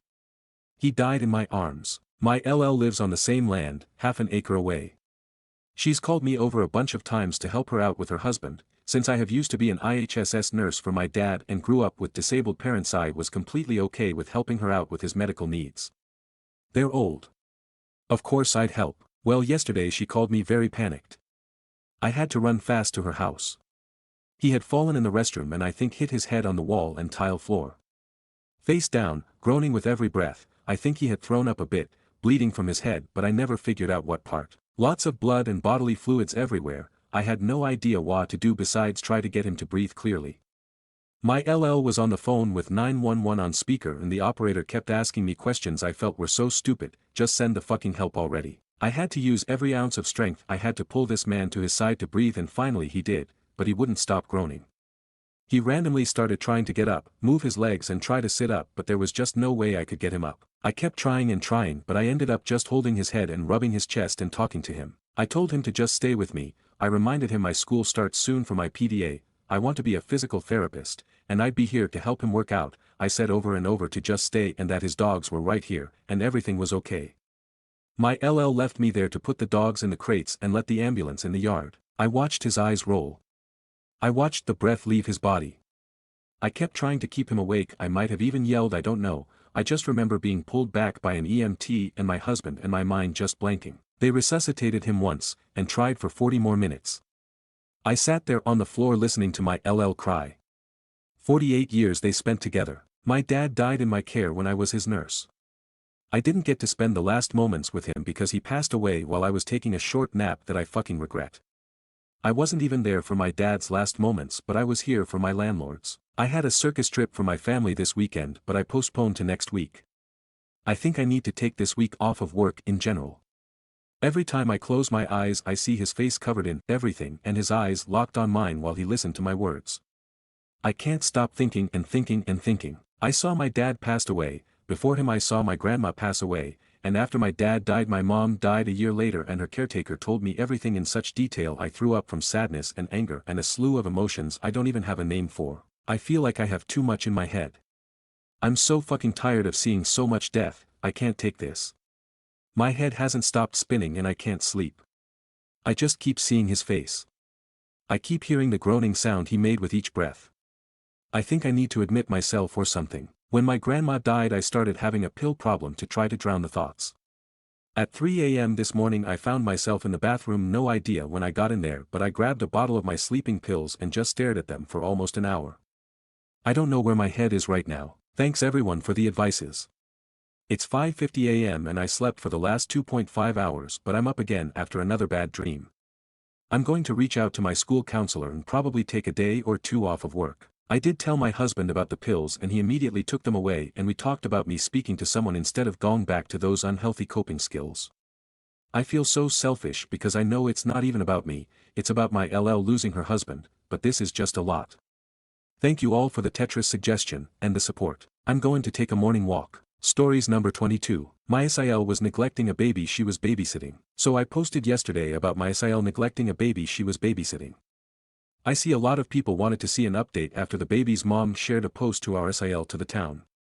Well, she shared it with really disturbing images of what the baby's bottom looked like. She also tagged me in it so anybody on my friends list would see it as well. My SIL is still fuming and believes I should have just kept my mouth shut. My other SIL has went from not believing me at all to defending her sister. Husband's mother is still defending the behavior. My husband has made it known to his family if they are mad at me then they are also mad at him. He's cut all contact with his sisters and mother. He told me he was really just waiting for a legitimate reason to cut them out of our lives and this was the right scenario. He doesn't want his kids raised around people who defend child abuse and child neglect. The baby's mother also filed a report with CPS and the police. She's hoping maybe she would get convicted cause then with a negligence charge on her she definitely would never get a job working with children. I have filed a report for the egging of my house.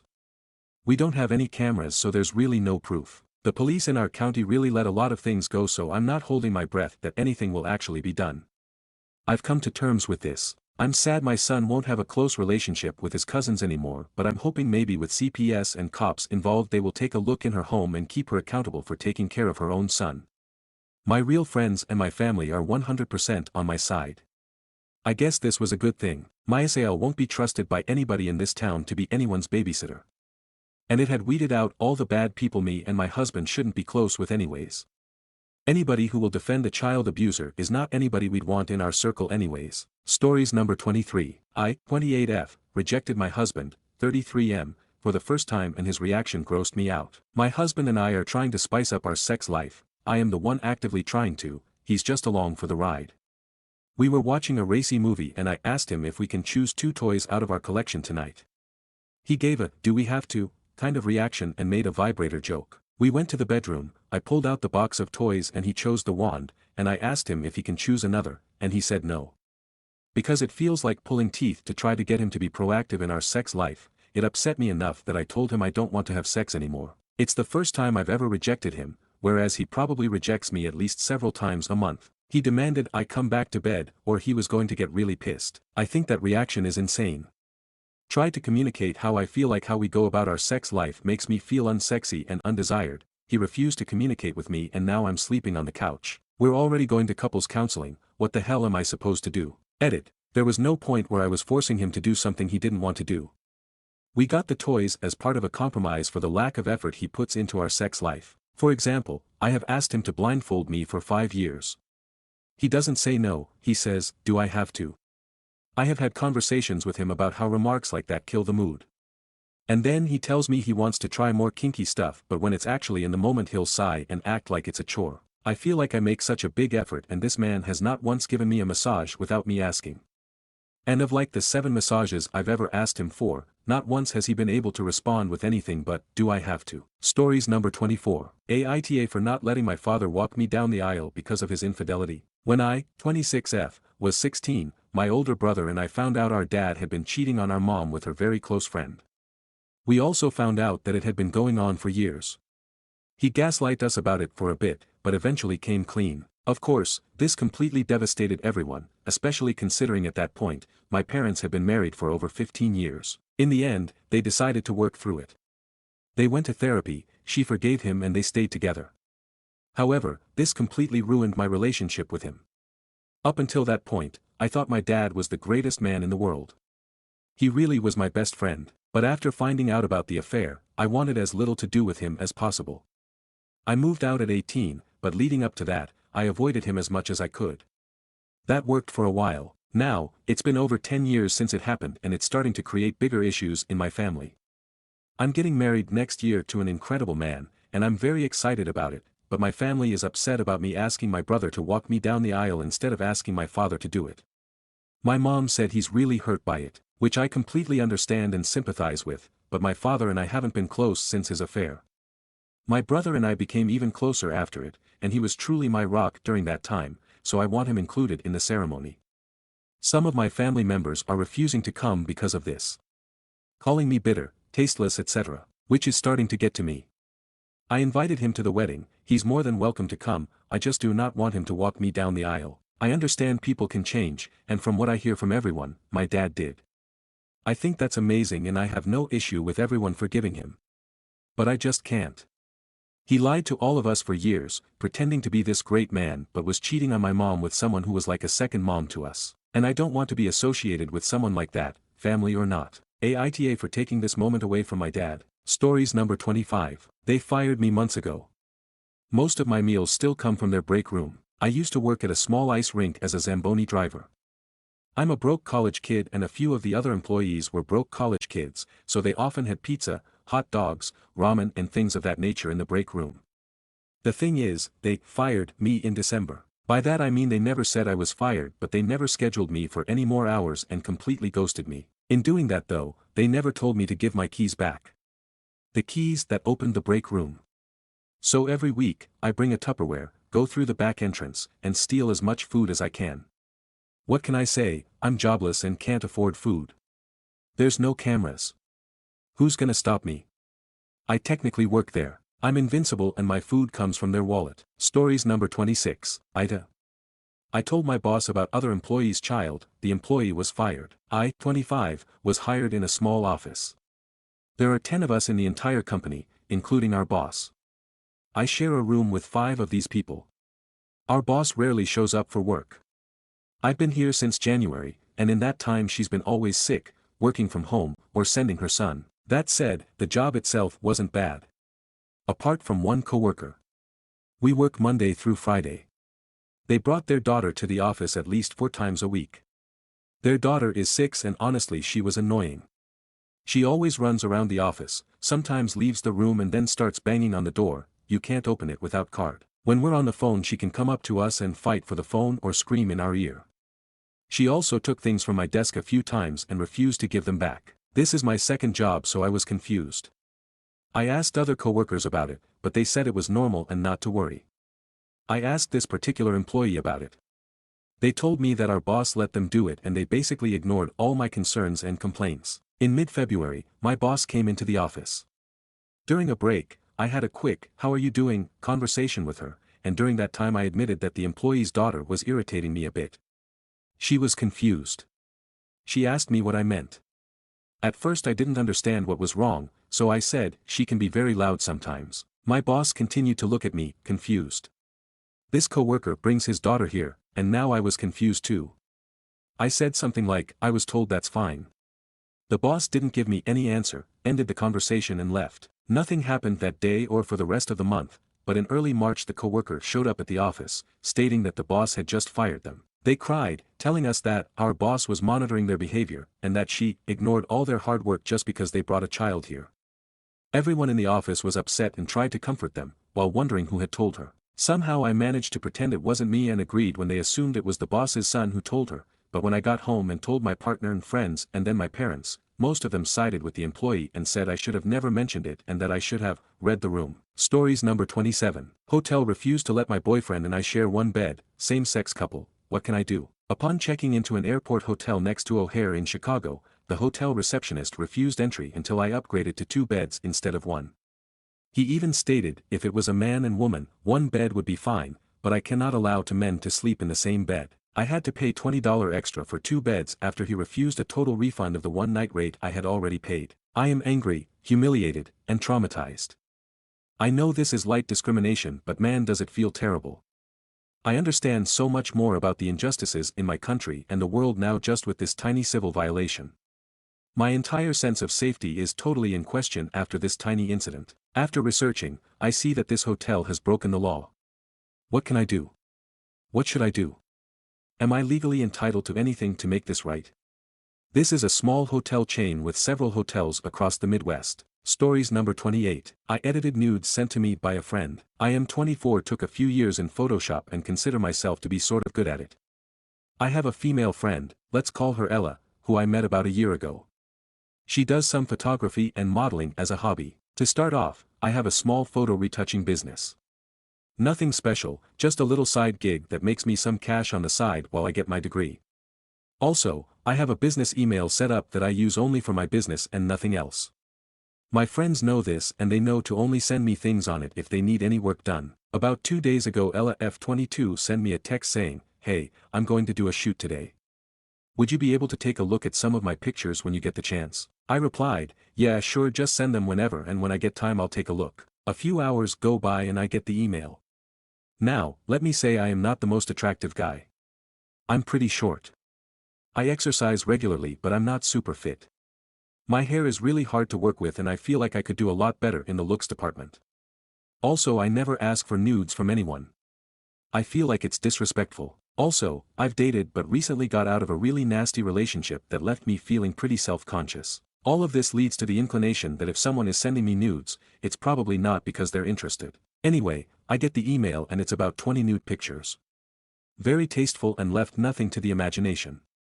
I figured she was starting an or something, and since it's her body, her choice, and I support my friends in everything they do, I touched them up early this morning. I just cleaned up some blemishes, got rid of some stray hairs and razor bumps, and touched up some of the coloring.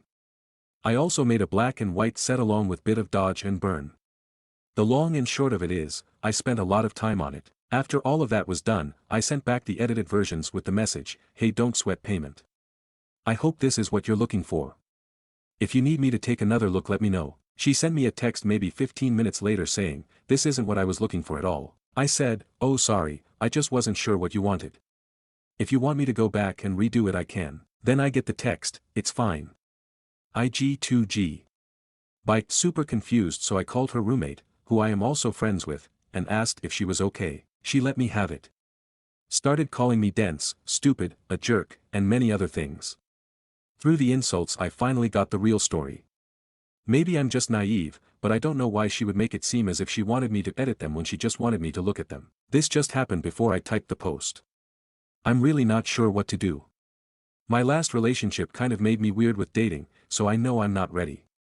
I want to feel like I'm worth something before I start dating again, but at the same time I can't help but feel like I did something wrong. Is there anything I can do to save the friendship? TLDR friend sent nudes to me. I didn't realize the nudes were for my enjoyment, so I retouched then and sent them back. Now she's really mad at me. Relevant comments. Commenter 1. I can see why she's upset, but if she's made no attempt to flirt with you or show interest prior to that, considering your craft, that's easily confusing. Also, wouldn't this be akin to a dude just sending nudes unprompted? You evaded the double standard and treated it logically. You're good with photo editing. She said she had a shoot and asked for your help, so you gave it to her without being a sleazeball. You did nothing wrong, Imo, and I think she needs to work on her flirt game. Reply. Yeah, it was totally out if nowhere. I'm thinking maybe she hit the gas a little too hard. Commenter 2. From someone who married someone like you that can't take an obvious hint, she was probably sending hints and flirting, in her mind, and you just weren't getting it. She was tired of waiting and went nuclear. Overboard? Absolutely. But I get it. Commenter 3. TBH, that was an entertaining read. Everything isn't about looks and you sound to have it way more together than her. Value yourself, you sound like a winner and she seems to lack a bit of communication skills there. That all said, if you don't want to let the opportunity go to waste, send a quick message explaining you thought she was interested as a friend and just wanted your professional help, but revisiting that position, they are excellent pictures, and whether she wants you to take her for a drink. Reply. I sent her a text not too long ago explaining myself. Still waiting on a reply. Maybe I could play it by saying I'll buy her drink as an apology. Commenter 4. Is that common to send 20 nudes at once? That seems excessive. Reply. I'm definitely not the authority on how many nudes should be sent, however she does photography and modeling as a hobby. I don't know if that changes anything. Commenter 5. So this is her to fool. She's a model and you do Photoshop. Easy equation lol. OOP also added in another comment. It is, however it wouldn't be the first time I've touched up nudes for a friend. One of our friends does and everyone knows I touch up her photos. My friends soft have blanket consent to send me anything they need worked on. Update, she texted back and apologized for the whole thing. I don't think we are going to pursue a relationship, but we are still going to hang out and be friends. Also to the person who sent the nude. What kind of work did you want done to it? I think you look good as is, but if you had something in mind let me know. Relevant comments. Commenter 1. You did absolutely nothing wrong. This was a really odd way to go about things on her end. Like, if I were her, I wouldn't send the nudes to your work email for exactly this reason. She could have easily texted you if she was so bold. I guess her being mad could just be a knee-jerk reaction or deflection to being embarrassed. I've definitely done that before, but it's still just so odd to me. I did see your comment about offering to go out for drinks to apologize, set everything straight. Reply. We talked and she said she was more embarrassed than angry.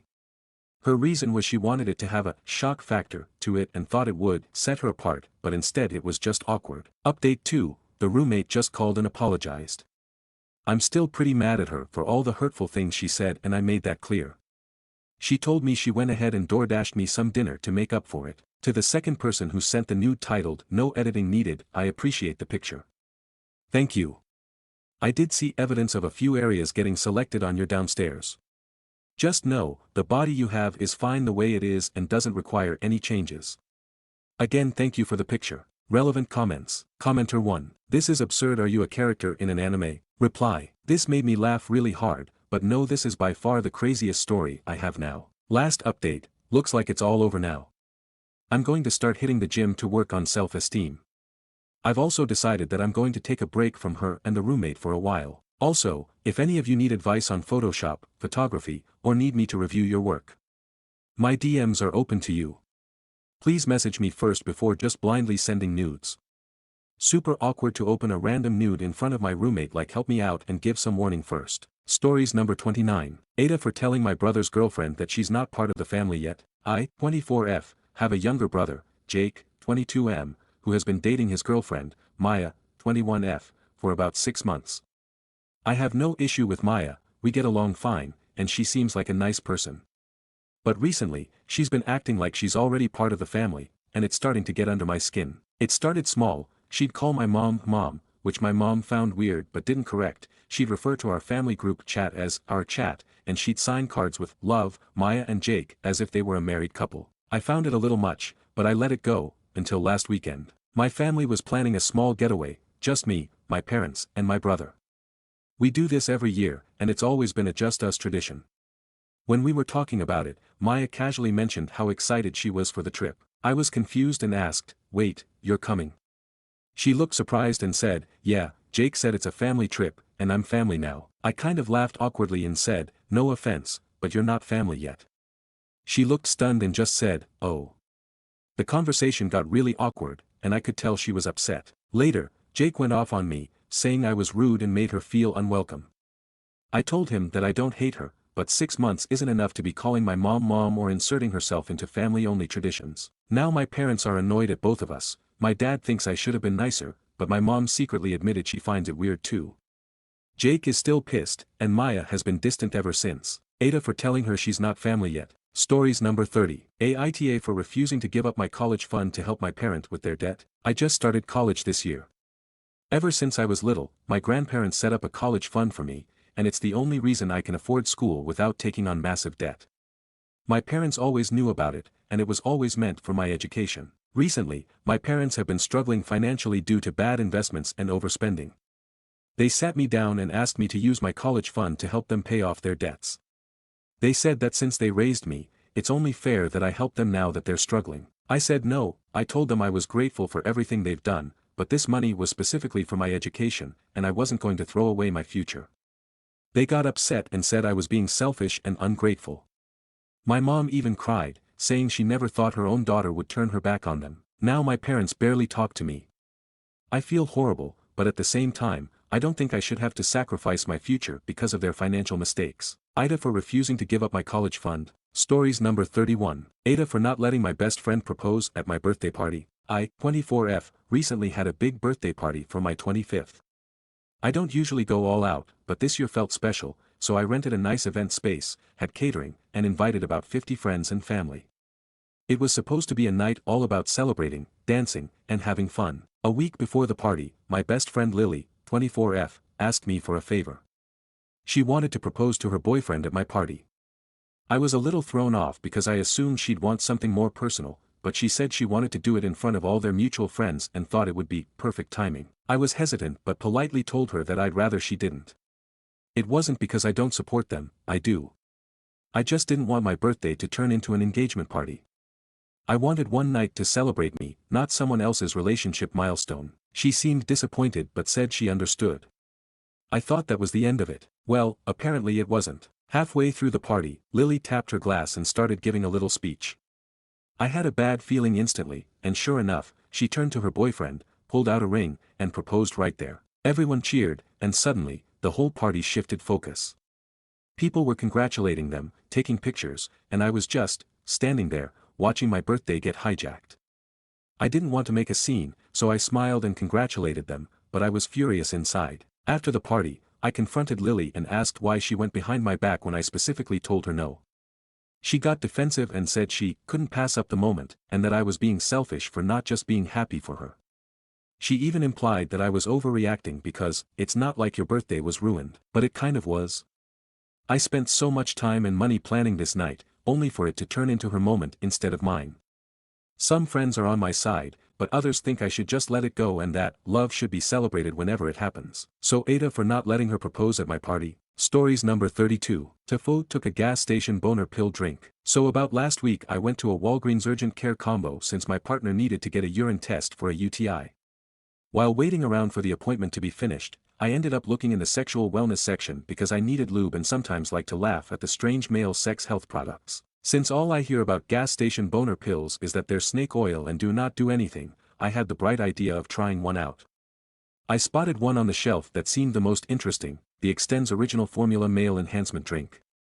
Cherry flavor to top it off. The package was covered in a strange sticky substance, should have taken it as a sign, but said screw it, grabbed it and checked out. That drink sat in a cabinet for a week but we both agreed to try it out when the UTI passed and we were both in the mood. That day finally came and I grabbed that bottle, ripped the top off, and took a massive swig like I was in the desert and dying of dehydration. The first 30 minutes, I felt nothing.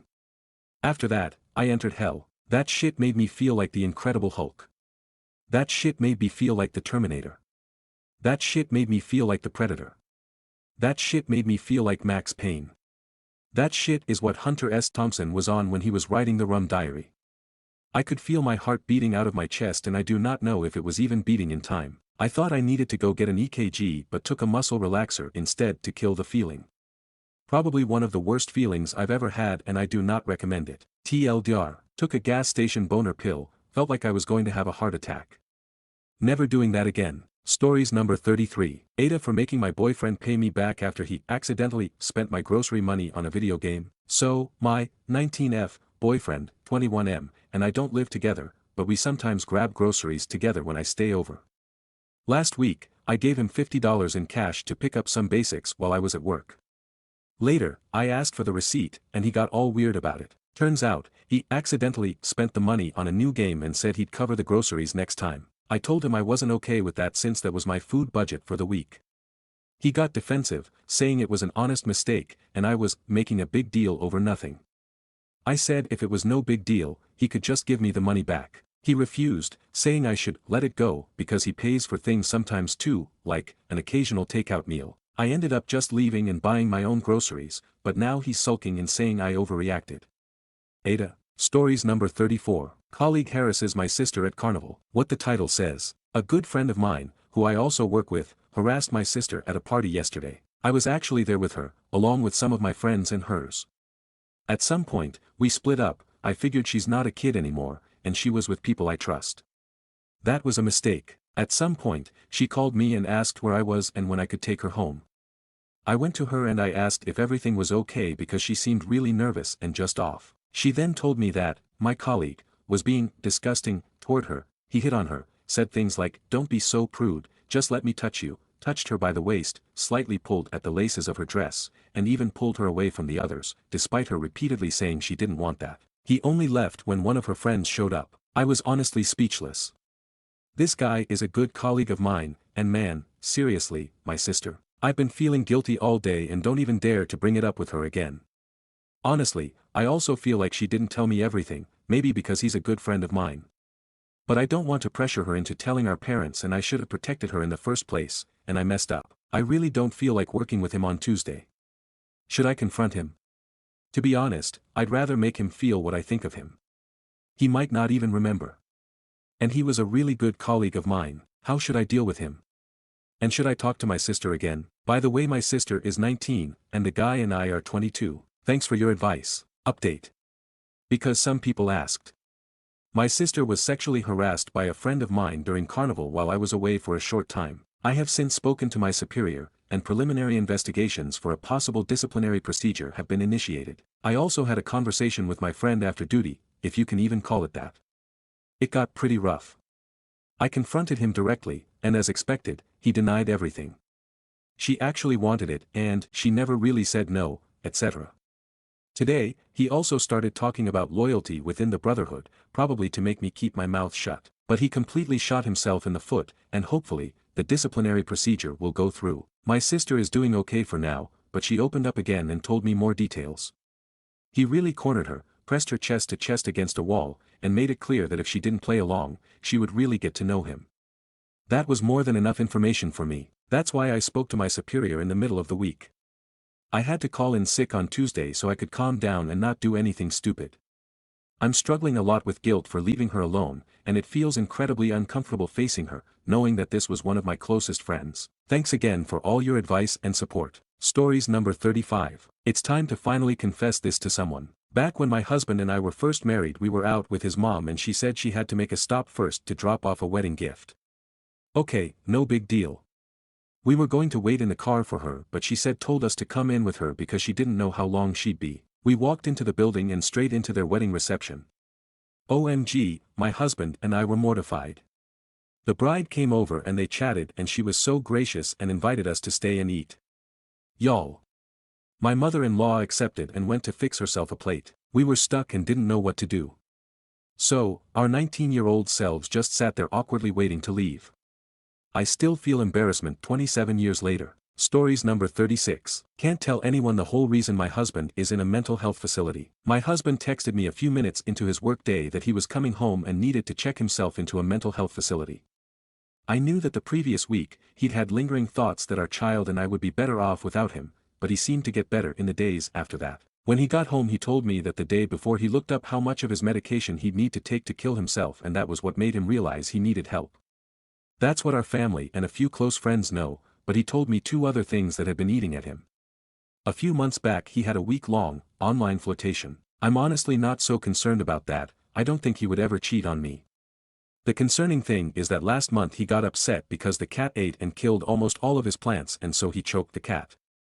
The cat doesn't seem to be acting any different that I can tell, but I'm not sure what to do with that information. Stories number 37. AIO. When an executive tells another executive to stop complaining. You don't like it, there is the door, and I walked out and called a lawyer. I am a female executive with 35 years in a male-dominated technical industry, had many firsts as a woman and reached an executive chief position. However, this chief position is new to the company and I wasn't given the choice to move to this role. My staff reports went from 1,500 to 70. Great, right? Wrong. Since then I have had very little guidance on how to fit this position into the organization. I have very little contact with the rest of the executive team. I sent email expressing that I was struggling to find how to make this new role effective and what the vision for the role was. I got a lot of, "Be patient, we are trying to figure it out." This has been going on for 6 months. I sit all day in my office with very little interaction, which is very difficult for me. I need to be crazy busy. The new leaders after the last reorg called me in for our first meeting. Right out of the gate, "I hear you have been complaining. Stop it, and if you don't like it, there is the door. I don't care about your past experience. WTF, first you completely changed the job I joined the company for, tell me I am important and to be patient, and now shut up, know your place." This was so humiliating. I feel like I have been told to shut up and know your place after 35 years. I am on stress leave, doctor told me to get a lawyer. Am I overreacting? Stories number 38. I went on a date with this guy. That I met on Tinder yesterday, and we both go to the same school. When I met him yesterday, I was dressed up, my hair was done, and I was wearing makeup. Today I passed him in the hallway on the way to my first class. I am wearing all baggy clothes, hair is up, and I'm wearing no makeup. We made eye contact but no one said anything. I immediately felt my heart drop and my face get hot. He texted me good morning, before this happened, but I don't even think I'm going to respond because I just feel like after he saw me he's just not going to want to talk to me anymore. I feel so ugly. I feel like a catfish. I feel so embarrassed. What should I do? Does anyone have any advice? Edit. I texted him back and the conversation is going as normally as they have been. I'm still trying to read through all of your comments. Thank you everyone. Stories number 39. My daughter wants me to rename her. My 18-year-old daughter came out as a transgender woman. My husband and I have been 100% supportive, and I very much welcome another girl in the house. She has 3 brothers. She expressed initially that she was comfortable going by her birth name, as it is gender neutral, but after turning 18 and getting ready for college, she's decided she needs a new name. And she wants me to choose it. She says that she still wants to be named by her mama. I melted. I come seeking ideas. Her only parameter is that it's nothing that seems like she renamed herself. By this I'm assuming more out there names are out. It's such a challenge picking a name for someone you already know so well, and not a newborn. She's incredibly intelligent, bookish, shy but spunky, and a total sweetheart. Gorgeous, curly red hair and freckles. We are a family of Jewish-Irish descent and her brothers are Lev, Raphael, Raph, and Elias. I never had girl names picked out, as I found out later in the game. Do any names come to mind with this description? Her middle name will be Miriam, family name. Thank you in advance. Top comments. Editor's note, I highly recommend you read the comments and the discourse, at least the top voted ones. A lot of people being supportive, and coming up with appropriate, beautiful names for OOP's daughter. And name nerdery, as is appropriate for the sub. A helpful Redditor said, don't have any name suggestions yet but wanted to quickly say I love this post and wish you best of luck finding a beautiful name. How incredibly touching. Naomi Miriam, a timeless Hebrew name meaning pleasantness. Esther Miriam, a strong, classic Jewish name with historical significance. Clara Miriam, a bookish, vintage name that feels sophisticated yet warm. Maeve Miriam, a beautiful Irish name meaning intoxicating with a strong history. Talia Miriam, a lovely Hebrew name meaning gentle dew from heaven. Fiona Miriam, an Irish name meaning fair, fitting her red hair and freckles. Sylvie Miriam, a delicate yet intelligent-sounding name of French and Jewish origin. Daphne Miriam, a literary and nature-inspired name with a graceful touch. Lena Miriam, simple, elegant, and effortlessly classic. To not seem like she renamed herself, I would suggest names that were ranking in the year she was born. Suggestions: Alicia, Caitlin, Callie, Kira, Phoebe, Nadia, Natalie. OP's reply: good thinking. Kira is lovely. Another Redditor asked, did you have any baby names picked out for a girl when you were pregnant with your boys? Personally, I love traditional names. I'd go with something along the lines of Ruth, Rachel, or Anna. Wanting to be named by her mama, that really made my day. OP's reply: I did not. I found out about my pregnancies fairly late into the game, so it was never really a question. A Redditor asked, what about your middle name, mama? This entire post brings me joy. OP's reply: I will be passing on mine, and my mom's, middle name for her middle. Miriam. Grinning squinting face. Update, I renamed my daughter. 9 days later. Subreddit Flare, story. Let's preface this by saying that this will be long and mushy. I took this very, very seriously and would love to share the experience. Feel free to skip to the bottom for the name reveal, sharing with her full blessing. First of all, I want to thank you from the bottom of my heart for the outpouring of support.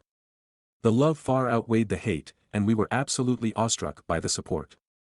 I still have quite a few private messages to get through, but please know that I will read each and every one of them and do my best to respond. I got quite a few comments asking why I would post to Reddit when my daughter asked me to name her. The answer is that I'm simply not a very creative person, and trying to come up with a name from scratch is so hard. I haven't named a baby in 16 years and we have an enormous family, i.e., difficult to think of names that we love and aren't taken. I came here for inspiration and received more than I could have ever wished for. Going about choosing was incredibly difficult, but I eventually got my list down to a top 3. They needed to pass a few tests. 1. Does the name suit her? 2. Would 2006 me have chosen this name? 3. Does it sound out of whack with her brother's names?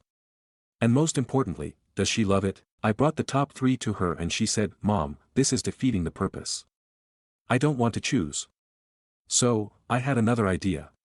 We would have 3 little coffee lunch dates around the city and use a different name to order with, so she could feel each name out and see if any of them were definitive no's. That ruled out Talia, gorgeous name, but didn't feel quite right to her. Aviva was also a top contender that didn't make the cut. I mulled over the final 2 for what seems like years, but I chose, and she expressed that it was secretly her favorite too. It felt like divine intervention to be in this situation, considering this name, with Purim so close. I am the incredibly proud mama of Esther Miriam. I absolutely love it, and so does she. Essie May evolved as a nickname from her father overnight, and it made me fall in love even more. May was the nickname of her namesake and she happens to be a May baby. Esther also has immense meaning to us as Jews, and I can absolutely say that 2006 me would have chosen it. The runner-up was Naomi. I could not have done it without this forum. Thank you all so very much for sharing this with me. Stories number 40. Mayasael was neglecting a baby she was babysitting. I told his mom and now my life might be miserable for a while. I have a 10-month-old boy, Mayasael has a 9-month-old boy. Mayasael called yesterday and asked if her boyfriend, not her son's dad, her baby, and the baby she was babysitting, baby Z, could come stop by the house just for a minute. I said oh sure we'd love some cousin time. I made some baby-friendly snacks for the kids and then they showed up soon after. Now when they came in she sat her son, and baby Z in their car seat still. Now within 2 minutes she pulled her son out of his car seat. She left baby Z in his car seat. She had this baby sitting in his car seat for 40 minutes before I said hey guys this baby smells like he has a dirty diaper and he's getting fussy. I was already pissed they were leaving this baby in his car seat and not letting him out to play with the other babies. For the next 20 minutes her and her boyfriend argued back and forth saying I'm not changing this baby, you do it. Just bickering about who's gonna change this little baby's diaper that they were both getting paid to watch. I was livid and so glad I've never let them keep my son before and knew they would never watch my son just from watching this interaction. I ended up pulling this boy from his car seat and changing his diaper and getting him a new outfit. Baby Z had blood blisters on his butt and I had to put him in the bath to get the cakes up poop off because I didn't want to scrub it with wipes since I knew it had to be so sore. I knew the baby's mother but haven't really had any conversations with her. Just knew her from around town. I stepped outside and called her on Facebook to tell her the situation. I said I would keep him here with me if she felt more comfortable with it since Asiel and her boyfriend were straight up neglecting this baby. His mom thanked me and said she'd really appreciate it and she would come to my house to pick him up and pay me what they were supposed to pay Asiel. I walked back in and they were getting ready to leave. I told Sil I had just talked with the baby's mom and she'd feel better if he was left with me and my son. I told her go ahead and call her to double check but her and her boyfriend were not leaving with the baby. Sil has trashed me to every family member she can think of. She's made a Facebook post about how I thrive off drama and creating rumors about her. I've had my husband's other sister ride by my house yelling slurs and throwing eggs at my house last night. I've never ever been in a situation like this before where I was just witnessing straight up neglecting of a child. I feel I should have acted sooner and it's making my stomach turn. I hate drama but our small town really thrives off of it. I'm not sure if I should just ignore these people. Or if I should stand up and tell people what really happened and out Asiel to the town. Edit to add, the baby's mother is making a post today to out Asiel with receipts of the incident. I'm waiting for that and hoping coming from the baby's mother it would actually be heard and believed. Stories number 41. Being shamed by HR for salary negotiation. Guys, I have a new job and have negotiated a very good compensation for it. Like I have put a number that felt outrageous to myself and after a lot of waiting it finally got approved. Now HR is in the process of doing the paperwork. The guy in charge called me and told me how this is quite a number and how everyone had to gasp when they had seen it. It's none of my business, but that's a lot. He shamed me for making money. I brought in a big client for the institution and one might think that this would bring respect. But no, I am shamed by the person who is handling my case. Please commiserate. Or just congratulate me because someone rained on my parade big time. I know it's wrong and I should just be happy for myself. But I feel like so bad that I had asked for too much. Top comments. Commenter 1. If you asked for too much, they would have counter-offered, or if it was really over what they were willing to pay, lol, no. You are being paid what the organization has decided you are worth. That's what I'd respond with. Reply, Ja, I know that rationally. It was just the guy at HR who was just personally an asshole by being condescending about me making a lot of money. Am I making sense? Commenter 2, congratulations for getting what you are worth. They agreed to pay you, so someone thought you were worth it and approved it. They could have said no. Don't let one petty man play mind games with you. Update, being shamed by HR for salary negotiation. Guys, first I would like to thank you all for your responses. It helped me tremendously to read your support and hear your stories. I was calming down over the weekend and was positive for today. However, when I thought the comments by HR guy were it.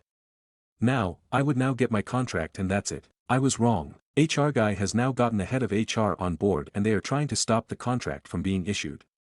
The department where I will work has said that they are okay with everything. So they are escalating it to the person who is heading all administration within the institution. They informed me today. Again with a lot of shaming, I am really crushed. There have been nearly a year of negotiation. It is not even the institution's money, I am bringing in the big client that will also bring my salary. But of a complex industry typical situation that I don't want to explain in too much detail, it is just two middle-aged men who cannot let a woman out-earn them. Now they are making a big wave. I am so fucking angry. What do I do now?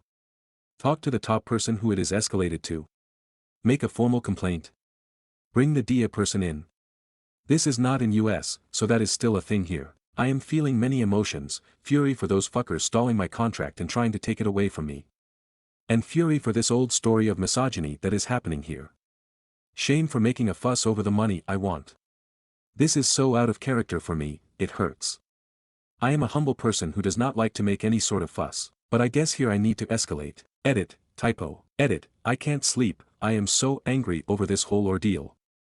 For years I have worked my ass off to get into this position and now those two small bureaucrats are trying to take it from me. This is infuriating. Sorry for the rant.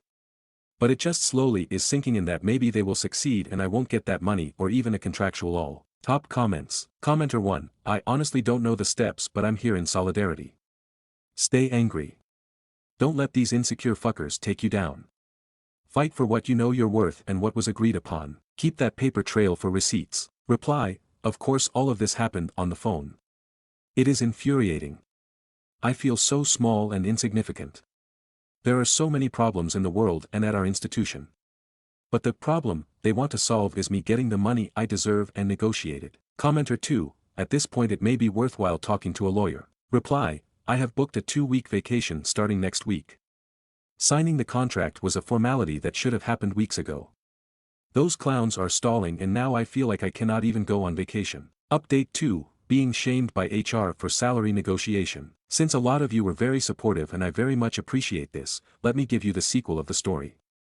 It is not over and I kind of need you to cheer on me for staying cool. It is a big organization that has several layers of administration that do not necessarily know what the others are doing. HR has thus pulled a prank on me by now offering me a contract with a much lower pay. Mind you, nobody is actually talking to me. They just mailed me a contract without any conversation around it. Drawing in the big client comes with a raise. In fact, the second the organization takes on the client they need to give me that significant raise.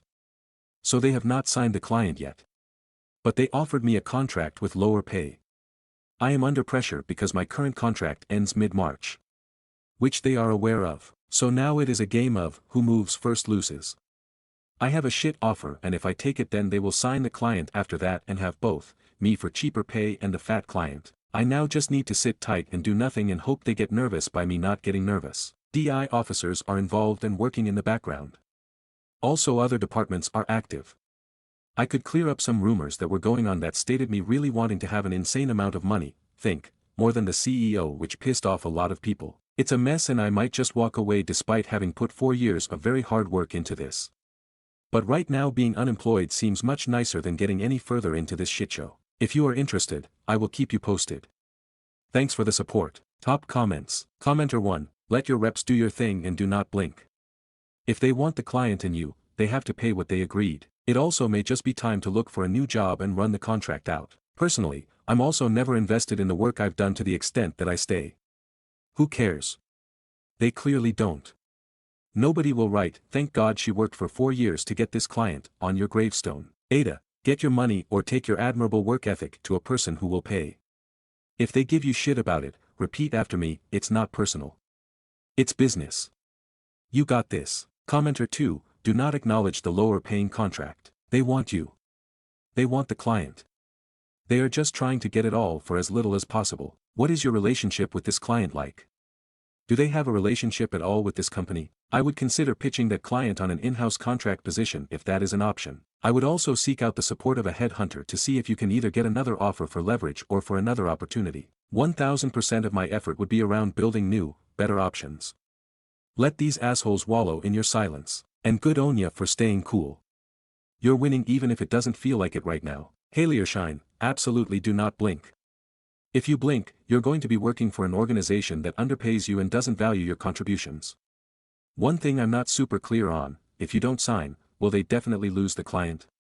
I think this is probably the key factor. If you don't blink, and they lose you and your big client, these HR guys are going to face consequences. Revenue is king here, and if my boss found out a huge revenue opportunity was lost because HR threw around their weight, somebody would have to explain, and possibly even lose their jobs. And the fact that they sent you a lowball offer with no further communication does not sound like proper HR policy that's been approved by the higher-ups. Reply, nobody in my department knew about that contract. I think they tried to create a situation where they can say upsie and blame the lady who issued the paperwork. But well, since it is signed now, it's also valid. It feels so icky. Especially since nobody is talking to me. Stories number 42. Aita for refusing to help my best friend with her wedding because she didn't make me a bridesmaid. My best friend, 24F, we'll call her May, and I, 24F, have been close since middle school. We've talked about being in each other's weddings, so when she got engaged last year, I assumed I'd be a bridesmaid. She recently asked me to help with the wedding planning, but when she showed me the list for her bridal party, I wasn't on the list. I asked why, and she got awkward and said she had to make some choices. The party included her sister, her fiancé's sister, and a few newer friends she's known for a couple of years. She wanted a small party. I didn't want to make it a big deal though. I congratulated her and figured I'd still be a guest. But then she started asking me for a lot of help, things like dress shopping, DIY decorations, venue hunting, making party favors, etc. etc. I finally told her, hey, I love you, but I feel weird doing all of this when I'm not even a bridesmaid. She got angry and said that she thought I'd still want to be involved because we're best friends. I told her I'd still be at the wedding, but I wasn't gonna do all of this extra work when she didn't even consider me close enough to be at her bridal party. Now she and some of our mutual friends are giving me the cold shoulder, saying I'm being petty in making the wedding about me. But I'm not gonna be doing bridesmaid level work if I'm not one. Aita. Stories number 43. My ex-MIL sent her church friends to harass my daughters and I. I have now exposed her family to her church community and she's getting shamed and shunned at church. My 46F daughters, 17 and 15, have a strained relationship with my ex-husband's parents, 78M and 80F. My ex passed away in an accident last year and we've had some major family drama since due his cheating and him leaving 2 boys born with his affair partner orphaned. She also died. Part of the drama has been my ex-in-laws trying to get custody of my daughters and them also trying to live with us. First one we're going to court over, second one will never happen. Where we live there's a weekend market with fresh produce, eggs, meats, and other products straight from farmers. This week was extra special since it was my youngest birthday. Since her party is later in the month, I decided to give her a budget and set her loose on the market to get whatever she wanted. Mostly chocolate and sweets. After an hour, I did start getting worried, and just before I called her, she called me. She was crying, saying some weird people have cornered her. I ran to her with my oldest daughter to find 6 older women berating my daughter for being unchristian, for refusing to spend time with her paternal grandparents or for wanting to be a good big sister to her poor orphan baby brothers. My daughters are the ones that found out about my ex cheating and the babies, so they aren't fond of the kids. It's trauma and they are working with a therapist. I got between the group and my daughter, telling my eldest to go pay the stuff her sister had and to go to the car. Then I turned to the women, some who I knew from when we went to my ex-in-law's church, and ripped them a new one. They told me I was worst for refusing to obey my ex-in-laws, like a good Christian wife. Barf. Eventually the screaming turned too loud and we were all asked to leave the market. I met with my girls in the car, the women following me like a group of vultures. I managed to get in the car and drove away. After my girls went to bed, I got online to talk to another member of that church that I'm in good terms. I told him about what happened and after he apologized, he told me what was going on. My ex-mother-in-law posted this massive story in the church's Facebook group about how horrible my daughters and I are, how we are leaving them homeless and penniless, they inherited my ex's personal bank account and his life insurance, and how my daughters don't even talk to them. She also accused us of being the reasons she lost her grandsons. The boys are now living with distant relatives of my ex-husband. Basically, it was a sob story worthy of a Hallmark movie. And of course, they were getting all the love and support from the more extremist members of their church. This church and its members are a bit annoying especially with LGBTQ+ topics, but they have a small saving grace. They are incredibly strict about cheating. It's a big no-no, be it from a husband or a wife equally. Now, how did she get around blaming me about affair children without exposing the cheating? She claimed the other woman was our surrogate since I was unable to have more children. Then said I didn't want the babies because they were boys. Which is absolutely disgusting to be accused of. Well, I decided it was time to clean up this mess and since I was mid-divorce when my ex died, I had all the evidence needed. And since the divorce wasn't completed, I don't have any legal ramification for releasing all the evidence. I was off the next day and went to a print shop to get copies of all the delightful pictures of my ex cheating, his text conversations with his affair partner, the ones with his parents confessing to his cheating and getting support from them, my ex-in-laws harassing me about the divorce, and my coup de grace. All the emails and text messages of them bullying my daughters about their baby brothers. In one of them they call my daughters bastards, and telling them it was their fault their father died since they told me about the affair and I began the divorce. This one was literally 2 days after my ex died. I paid extra for all of this to be printed in beautiful high-quality paper. Then when I got home, I sat down for hours to make delightfully personalized binders. They look like the little prayer song packets the church give for everyone to take to sing hymns. The first picture when opening the binders is my ex and his side woman making out in our living room. Their faces are easy to discern and the girl looks nothing like me. Different skin tones and hair color. Underneath I wrote, ex-husband's name and affair girl's name love story. I took them to the church before service. There's a desk in the back with the song books for people that need forget their own, and they never check them. The gossip mill was quick and harsh. The names my ex and his affair partner got called in the Facebook were so bad the pastor himself had to get involved just to keep things relatively PG-13. People were angry at my ex-in-laws for their abuse to my daughters, but what made me laugh was that I was still in the wrong for the divorce, but it is understandable that I failed on my duties after the shock and I possibly will one day return to the light, unlike my cheating husband and his Jezebel. They used another word I can't use here, I imagine. I got 2 apology letters in the mail for my girl and an invitation to join the church for support. As for my ex-in-laws, they got shamed into leaving the church. My ex-mother-in-law made a post on her wall about how alienated she feels and how no one cares for the elderly anymore. How she wished her great son was still alive since he would have taken care of her and her husband. With what money, I don't know, since I was the breadwinner. Explanation on the will, my ex-husband had a will that named his parents as beneficiaries. As far as I was aware, he had told me he had named our daughters, not them. I never pushed for me to be the beneficiary as my own will has my daughters as the beneficiaries, not him. Stories number 44. Sister-in-law, 34F, became pregnant weeks after my wife, 36F, had a successful embryo implantation and now my wife is furious at my, 37M, entire side of the family. Has anyone been through this and have advice for me to navigate situation? Yeah, as the title says, we as of now have a successful embryo implantation done at the end of February and my brother let me know about a very early positive pregnancy test this last week after they began trying after their wedding this summer. Ever since I told my wife she has been furious with me, my sister-in-law, and my mother. She refuses to have a sustained conversation about it but from what she has told me she is upset that they knew everything we had to go through to get pregnant and then go get pregnant weeks after we did in which was supposed to be her moment. Separately she is mad at me because I do not seem excited for the baby and that I want the baby to miscarry after I made a comment that I was nervous to be excited until after the first trimester when she asked how I felt about the becoming a father. She is also mad at my mother after she told some family members after the implantation before we told her not to say anything. All in all, I'm not sure what to do about this. She has basically gone no contact with my side of the family over it and is refusing to speak to me. I want to be there and support my wife, but I also feel that my brother and his wife as newlyweds in their mid-30s have the right to become pregnant whenever they want and wish nothing but the best for Journey.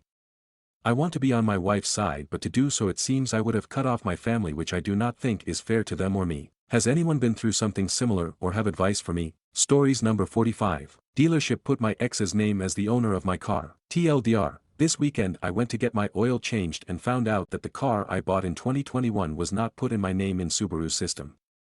This means that if there are any problems with the car that require a warranty to be used, I won't be able to use the warranty. Some background: in 2020 I went with my then boyfriend, now ex-husband, to buy 2 cars.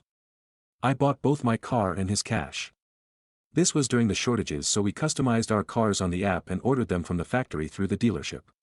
It took 8 months for the cars to come and I paid cash for both cars. When the dealership guy asked us whose name to put on the titles, I was very explicit that my car would have my name only and his car would have his name only. We signed all the paperwork and left with the cars. Fast forward to now, my ex and I are no longer together and he kept his car and I kept mine in the divorce. I needed to get some things fixed on my car, so I had to take it to a different dealership. I no longer live anywhere near where I bought the car. When I came in to pick up the car, the service center guy said how nice my car was and that he loved all the things the original owner added to it. I was confused and responded that I was the original owner. He explained that in his system I'm not listed anywhere and then said my ex's name was listed as the owner of the car. He also explained that any warranties for the battery or interior wouldn't work if I tried to bring it in because I'm not listed. He was very nice and gave me the number to call to fix it. I've been fuming since Saturday about this. My ex wasn't part of the transaction for my car at all. There was no reason for his name to be put on anything relating to my vehicle, especially because he was just my boyfriend at the time. Now I'm waiting for Subaru to get back to me after I sent them the title and registration for my car so they can fix their fuck up. As a warning to people, please double check everything when buying a car. Stories number 46. Aita for refusing to take my ex back but accepting my fiance's kids. My ex-husband, let's call him Frank, and I got married deeply in love. After a while, I found out I couldn't have children. Frank wanted kids, and he told me he didn't want to leave me but also wanted to have a child with someone else. I couldn't accept that. Later, I found out he had gotten a woman from his workplace pregnant. He told me he didn't want to divorce me and still wanted to be with me, but I couldn't stay. Despite his resistance, I divorced him, and he married the mother of his child. This was 2 years ago. Now, I'm with someone new, let's call him Mark. Mark is kind, understanding, and has been a great support system for me after everything with Frank. I love him deeply. He has 2 sons from his previous marriage, ages 3 and 5. They stay with him every other weekend and see him regularly during the week. He's a great dad, and I admire that about him. Mark and I recently decided to get married, and I'm really happy about it. But ever since Frank found out, he has been trying to contact me. Today, he showed up outside my work. He accused me of being a hypocrite, accepting Mark's kids but refusing to accept his. He said that all he ever wanted was to build a life with me and grow old together, and that I was being unfair for not accepting him under the same circumstances. Logically, I see why he thinks it's the same situation, but it doesn't feel the same. The thought of Frank and his child still hurts me, yet I don't feel the same way about Mark and his kids. Frank insists it's the same, but is it? So Ada. Update. Wow, I didn't expect to receive this much support. Thank you all so much. I wanted to address a few things that came up in the comments. Surgery was not an option for me. We consulted multiple doctors, and in the end, we had to accept that I wouldn't be able to have children. That time was especially difficult for me, and Frank was my biggest source of support. Adoption was also off the table because Frank didn't want it, he wanted biological children. He told me, I don't want to raise someone else's child. I was the one who first suggested divorce back then, but he swore he would never leave me. He even said, it will always be just the 2 of us until the end. And I believed him. Frank and I met in high school and were together for 10 years. I think that's why he knows exactly how to get to me. After our conversation today, I started doubting myself. I even felt like I was the one at fault. Thank you all for helping me see things from my perspective again.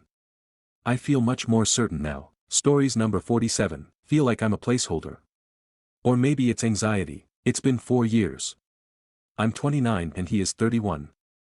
He's very caring and tells me that he loves me. I don't actually know if I'm right because it's just my gut instinct, but I feel like a placeholder. I think he's still got feelings for his long-term ex. She is in the same circle of friends from university and I think he lights up around her.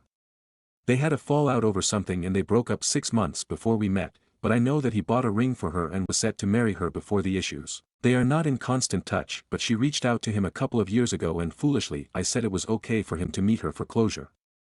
They don't meet up regularly or anything like that but well. I think he's different when he's around her, and another mutual friend said the same thing when I confided in her. This ex seems to be overly happy in his presence as well, which is upsetting for me. Or it's possible that I'm unhappy that he hasn't proposed despite saying he wants a future with me, and am reading too much into the situation. Don't know what to do. Final update: sickened by my ex's behavior and no longer in love with him. Just under 4 months after being dumped, 2 days ago, I finally woke up after trying to believe the best about my ex-boyfriend. He left me for his ex-girlfriend and had immediately gone back to her. Couldn't stop myself from returning to social media a couple of days ago and instantly regretted it. He married her in a registry office wedding not long ago. I had requested mutual friends not to talk about him to me, and therefore nobody told me. That means he must have made the decision to marry her at least a month before that, because a registry office requires that much notice. So essentially I was just a girlfriend for convenience, because it's easier being with someone for companionship and sex. The length of time together didn't matter to him. I've been making excuses for him but what he's done is sickening and I've snapped out of still feeling love for him. I can't imagine marrying someone else for months after ending one relationship. I feel disgusted. Anyway, thank you everyone who helped me and was supportive. I've been through some of the most painful days of my life. Stories number 48. I'm very scared my husband will be charged with a felony and have to go to prison as well as my friend. I really need advice from a lawyer who is knowledgeable in this area so that we know what to expect. Right now we are preparing for the worst and are not okay. My husband left behind a gun in a rental condo in the state of New York. He didn't realize until we were 2 hours away. He tried to call the management office to let them know but had to leave a message. The booking was under my friend's name and contact info. She got a call from the local county police about an hour after we called the management office. The officer stated they would call her back on Wednesday with more information. Today is Sunday. My husband then called this county police and explained that the gun was his and that our friend had nothing to do with this and that all of the communication about this should be through him since it is his gun. He was told the same thing, they will call back on Wednesday. We are expecting the worst. I'm seeing that this is a Class E felony which means he could face a year in prison or a fine. Everything I'm seeing does say, or a fine, not both. We are so scared that he will have to go to prison for up to a year for this, even any amount of time. We are very scared. He is very accepting that he broke the law and the likelihood of him being charged with a felony. He has a clean record and has never been in trouble with the law except for speeding tickets, 3 total I think. He feels so terrible and understands these are his consequences but we just really are hoping he doesn't go to jail for this. I told him he should probably talk to a lawyer to be prepared for this conversation with the sheriff when they call back on Wednesday and he mentioned waiting until after the conversation to see what they're gonna tell him. I just really feel like that is a bad idea and I don't want him to accidentally incriminate himself but he thinks lawyering up will escalate the situation into something worse than if he didn't. So can anyone give guidance on what to expect and or what we should do next? Also, is there any way my friend will also get in legal trouble for this since the booking was in her name? She had nothing to do with this and my husband is taking full accountability for what happened. Stories number 49. No more fast food litter on my lawn. This was the pettiest of petty revenges but it made me happy. A few years ago, we kept finding fast food litter on our lawn, the paper bag with all the wrappers and cups inside.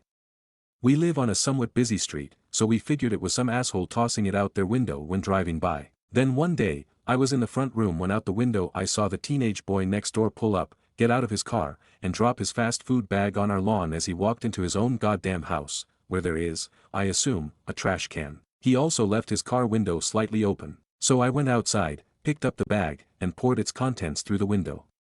The soda cups still had a little bit in them so hopefully those spilled on the seats.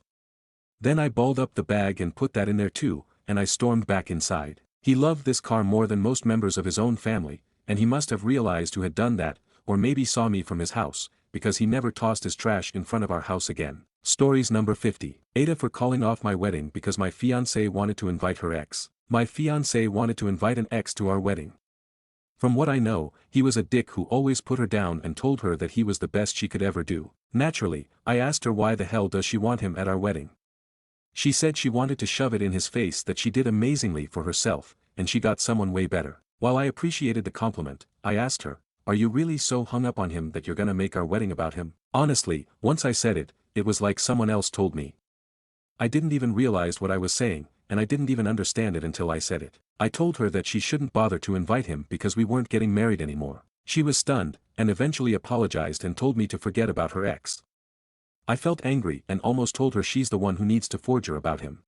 She spent the day telling me that she's sorry for bringing it up. I'll be honest, I'm even reconsidering the entire relationship now. Update. So we are gonna try some pre-marital counseling first. Our wedding has gone from being called off to being postponed indefinitely. My fiancée tried to explain why she wanted to invite her ex, but not only did she keep changing her answers, each one made it way worse for me. First, she tried to explain that she just wanted some payback. I told her, and if he doesn't care? Are you gonna rub in his face our first child? Our first home? She said she didn't mean it that way, and she just wanted to prove her worth. Which I then told her that I guess her ex is the only one who can determine her worth. We kept going like this for a while, and there wasn't a single answer she gave that didn't boil down to, she cares what her ex thinks and apparently she can't be happy unless her ex felt some sort of way. She denied it, but honestly I find hard to believe her. I don't want our marriage to be only worth something if her ex is the only one who can determine it. I refuse to be with someone whose happiness revolves their ex's feelings. I decided to at least try some counseling. We have been together for years now. FYI, she was with her ex for about 2 years, 3 years later she met me, and we have been together for 4. I figured I should try. So at least I can say I tried. Update. We broke up. We went to counseling for months, and I just kept feeling worse and worse. Honestly, she things that kind of reminded of some comments I read on my previous posts. How he was meant to be nothing except something to be made fun of. I guess she simply did not understand I did not want her ex in there in any way, shape or form. Including in her head. I told her I don't want her to look at me at the altar with her ex in her head. She just didn't get it. She thought because she wanted him to feel bad, it was okay. Honestly, at some point I realized we were talking about her damn ex every day. And it just hit me. I don't want to ever hear her talk about him again. I don't want to hear his damn name again. I don't want my wife to constantly think about what her ex thinks of her. It's actually been a few weeks since our breakup, and I feel so relieved I haven't heard my ex talk about her ex. Stories number 51. Aita for not giving back $7,000 from a vacation reimbursement so my brother can pay vet bills from his dog. Last summer, a family vacation was planned for my family, M40, wife, and 2 kids, my brother's family, M33, wife, 1 kid, and our parents. The plan was to go to Maui in May 2025. It's easily the most expensive trip any of us have been on. A fishing trip with dad was booked, a very expensive VRBO was booked and final payment occurred last month, and at that point could not be cancelled. These shared costs were put on my credit card and I was fully reimbursed by all parties for their share. Last week, my brother's black lab had a severe health issue. The dog was 6 years old and unfortunately it passed. I got word of it and sent my condolences. A few days later I got a phone call from my brother. Essentially he went all out trying to save the dog and has a significant vet bill coming his way. He informed me that him and his family are backing out of the trip. He asked for his money back that he paid me. Needless to say a disagreement occurred between us. He thinks because he cancelled he should be reimbursed. My family and our parents will still be going. The trip can't be changed at this point. But I'm not reimbursing him, I'm not about to pay another $7,000 out of my pocket. I told him absolutely not. He's called me an asshole and threatened small claims court. It's been a pretty toxic last few days. He refuses to consider going citing finances, emotional distress from the dog, and he doesn't want to be around me. Am I the asshole here? Stories number 52. Bride puts wrong names on invitations, asks for cash only. My cousin is getting married. She's the baby of the family from a second marriage and is much younger than the rest of us. I got an invitation to her wedding shower addressed to my maiden name. Other family members also got invitations in their maiden names as well. This is confusing because I've been married over 15 years. My other family members have been married about as long or even longer. Does she not know our actual names? She could have easily asked my mom, grandma, or aunts for this information, or even me directly. Second, the invite specified wrong name and kid. Now I have 3 kids so I'm not sure which kid I'm supposed to bring. Are the other 2 meant to stay home with my husband? She obviously doesn't know the names of my children either or how many I have. Again, she could have easily asked for this information. Third, the invitation had a note saying the bride only wanted cash. She did not include any kind of registry.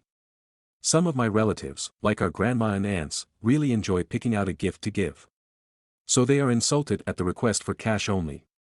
She also did not specify the cash was for something like a honeymoon or house down payment, so the invites managed to make most of the family mad for one reason or another. I'd already decided I wasn't going to the shower or the wedding, as I said we're not close. But I was thinking of at least sending a card with money, along with my congratulations. Now I'm not sending anything and I'm okay with that. Stories number 53. You live by the speakerphone, you are shamed by the speakerphone. I worked in a cubicle farm, there were 4 rows of 4 cubicles. There was one coworker who never used the handset on his phone, every call he made or received was made using the speaker. He also tended to shout into it, even though it wasn't necessary to raise his voice to be picked up by the microphone. There had been a few complaints from some of us to him, but he ignored them. One Monday morning he called a doctor's office to report that he was having urinary troubles. He made an appointment for the next morning at 9 o'clock. Then he called our boss to say he'd be coming in late tomorrow. All of this was broadcast via his speaker and loud voice. I talked my wife into calling his extension the next morning, while he was at the doctor's office, to leave a message, using a script I wrote out for her. She did, and left the message on his voicemail after blocking her caller ID. When he arrived at the office after the doctor's appointment, he started listening to his voicemail messages on speaker. The first was work-related, but the second was the one my wife left for him. It said something like this: Mr. Smith, this is Jane from Dr. Smith's office. We need for you to come back here, today if possible. You were supposed to give us a urine sample, not a semen sample.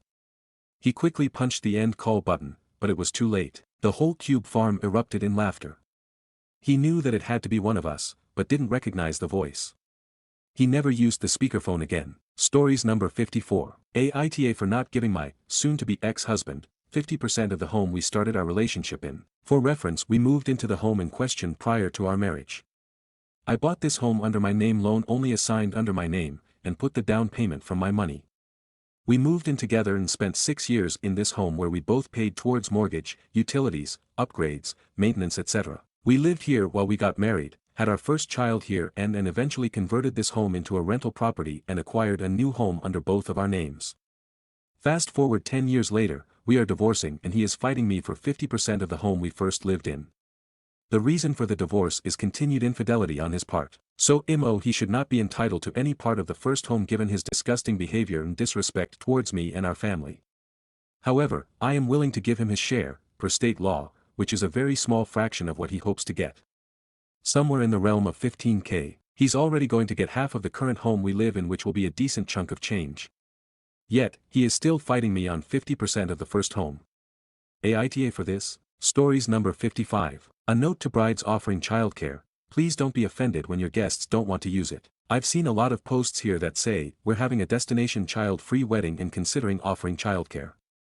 Or even, we have some guests having to travel for our wedding and it's kid-free but we are paying for a babysitter. While it can be a nice gesture, please do not be surprised when your guests with children still decline. I wouldn't trust my young child with a stranger.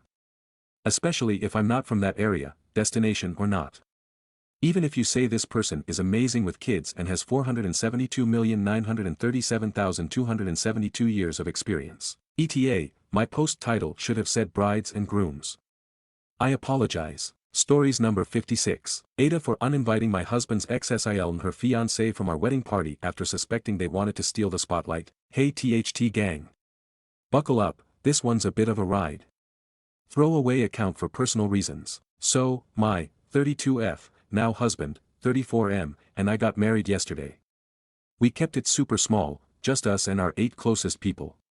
We've been together for 9 years, and after going through a really rough year, infertility struggles, miscarriage, we decided to secretly tie the knot. We planned a surprise for everyone. Next week, we're hosting what people think is an engagement party, but mid-party, we're going to announce, surprise.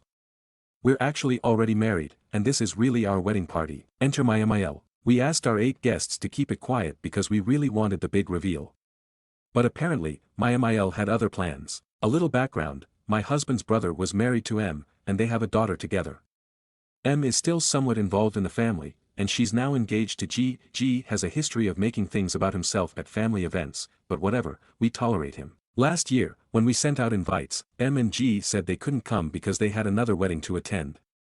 Cool, no problem. A few weeks ago, my MIL casually asked if M had texted me because apparently they might be able to make it now. I said no, she hadn't. At this point, I was too busy with wedding planning to check in. I figured if they wanted to come, they'd let me know. Then, last week, I logged on to Facebook and saw M and G's engagement announcement. Didn't think much of it, until I found out my MIL had told them about our secret wedding, and suddenly, things started to feel off. The red flags: 1. They went on 2 vacations in the past couple of months, one literally a week before the engagement. But G decided to propose randomly at a cafe back home. 2. The proposal just so happened to be exactly a week before our wedding. 3. G has a track record of trying to make everything about him. 4. Despite my MIL saying they were coming, M still hadn't told me they were coming, so I decided to check in. I texted M, "Congrats on your engagement." Then followed up with, "On that note, my MIL mentioned you'll be at our party, but you originally said you couldn't make it. Is this true?" She responded, "Yes. We're so excited." And that's when it clicked. My gut told me that G saw this as an opportunity to get showered with congrats at our party. Like, suddenly, after finding out it's actually a wedding celebration, they're super eager to attend. Yeah, okay, so here's where I might be the asshole. I told them that since they didn't RSVP and the guest list had been finalized a while ago, they wouldn't be able to come. I also said I hoped they could understand that event planning is stressful. M just responded, "Yeah, I understand. Also, congrats on the wedding," which annoyed me. Felt a little cheeky. So I replied, "Well, that was supposed to be a secret. But thanks anyway." Later, during our wedding meal, my MIL casually asked, "What if they just show up anyway?" My husband, who usually avoids conflict, firmly shut it down, saying they originally said they couldn't come, so they're not coming. But I have this gut feeling they will still rock up to the party now, as that comment from MIL makes me think she just told them to come anyway. Now my MIL thinks I'm the asshole for uninviting them. Stories number 57. I truly have lost all compassion for the clientele I work with. I am a social worker of sorts, and I help people get ahead in life. Some people actually want to make a change in their lives and make things better, but I'm learning so much that the majority of people do not. They would much rather suck the siadam dry than try to make a living for themselves, and it's getting really hard for me to even fake compassion for these people anymore. Oh. You're getting evicted, but you still have your medical marijuana cigarettes. And your beer. Okay. You don't want to try to get a job because your goal is to get disability because your anxiety is just too much. Okay. Okay, you can't get hired anywhere but you were just offered 2 jobs and declined then because they were not right for you. Okay, I still keep trying to encourage though. I know there are people out there who want to change and will. Stories number 58. Friend, 31F, upset after I, 27F, asked her to leave when I was in labor about to give birth. How do I solve this? Hi everyone.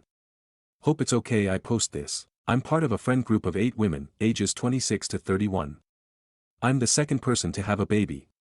They mean the world to me, especially since I have no relatives left. We all get along great, though I'm particularly close with Jess, who I've known since high school and even lived with for a bit. This mostly revolves around the day I gave birth, but I guess it started a few months before. All of them were doing so much effort for me and I couldn't be more grateful. One friend, Elisa from now on, kept getting more and more involved though, sometimes making me feel a bit uncomfortable. Had to ask her a few times to stop touching my bump and she'd get sad. She's joke about wanting to be there when the baby was born, how magical it is. It wasn't, lots of questions. At some point she asked me if she could join me and my partner for a checkup because she really wanted to be a part of it. I said no and asked her kindly to take a bit of a step back. That her excitement was sweet but a bit too much for us. She did apologize though was upset. I asked her why she wants to be involved so strongly, she didn't really give an answer. She said she loved me and the baby. And that Jess got to be a part of this a lot more, which is true. After she was silent for a bit, but things went back to normal. The last weeks before my due date she came around almost daily but I didn't want to be ungrateful, plus I was bored at home. They all came often, which I appreciated loads. The day I went into labor I was with my partner. I messaged Elisa that she didn't have to come, just that I'd tell her when we left for the hospital and the group something in the lines of, "This is it, we'll keep you all posted." Elisa still showed up and apologized, saying she didn't see the messages. She asked to stay for a bit because of the long drive. At some point we decided to go to the hospital though. Elisa said it was too early, could be true, she's a nurse, but I was feeling in pain and anxious and really just wanted to be there. Here's where it got intense, I guess. She just kinda started acting like she was coming with us. My partner, bless her, told her we got it from here, thanked her for all she did, but that she could go home now. Elise replied something along the lines of it was no trouble, she'd love to be there for us and let's go, still intent on coming with us. It wasn't even a question. Again, my partner now flat out told her we'd prefer it if she went home, but that will message the group to keep everyone posted. Elisa for some reason needed to hear it from me and I said the same thing. That we got it from here, that I'll keep her post but she should go home. She didn't really move though. She stood there, tearing up, while we grabbed our bags, chargers and so on. I should have checked but at that point I couldn't deal anymore. I got into our car and waited for my partner. Elisa came to my window and was full on crying. She asked me to come with, that it was really important for her. If Jess could be with me, why not she? And so on. I'll admit I didn't respond kindly.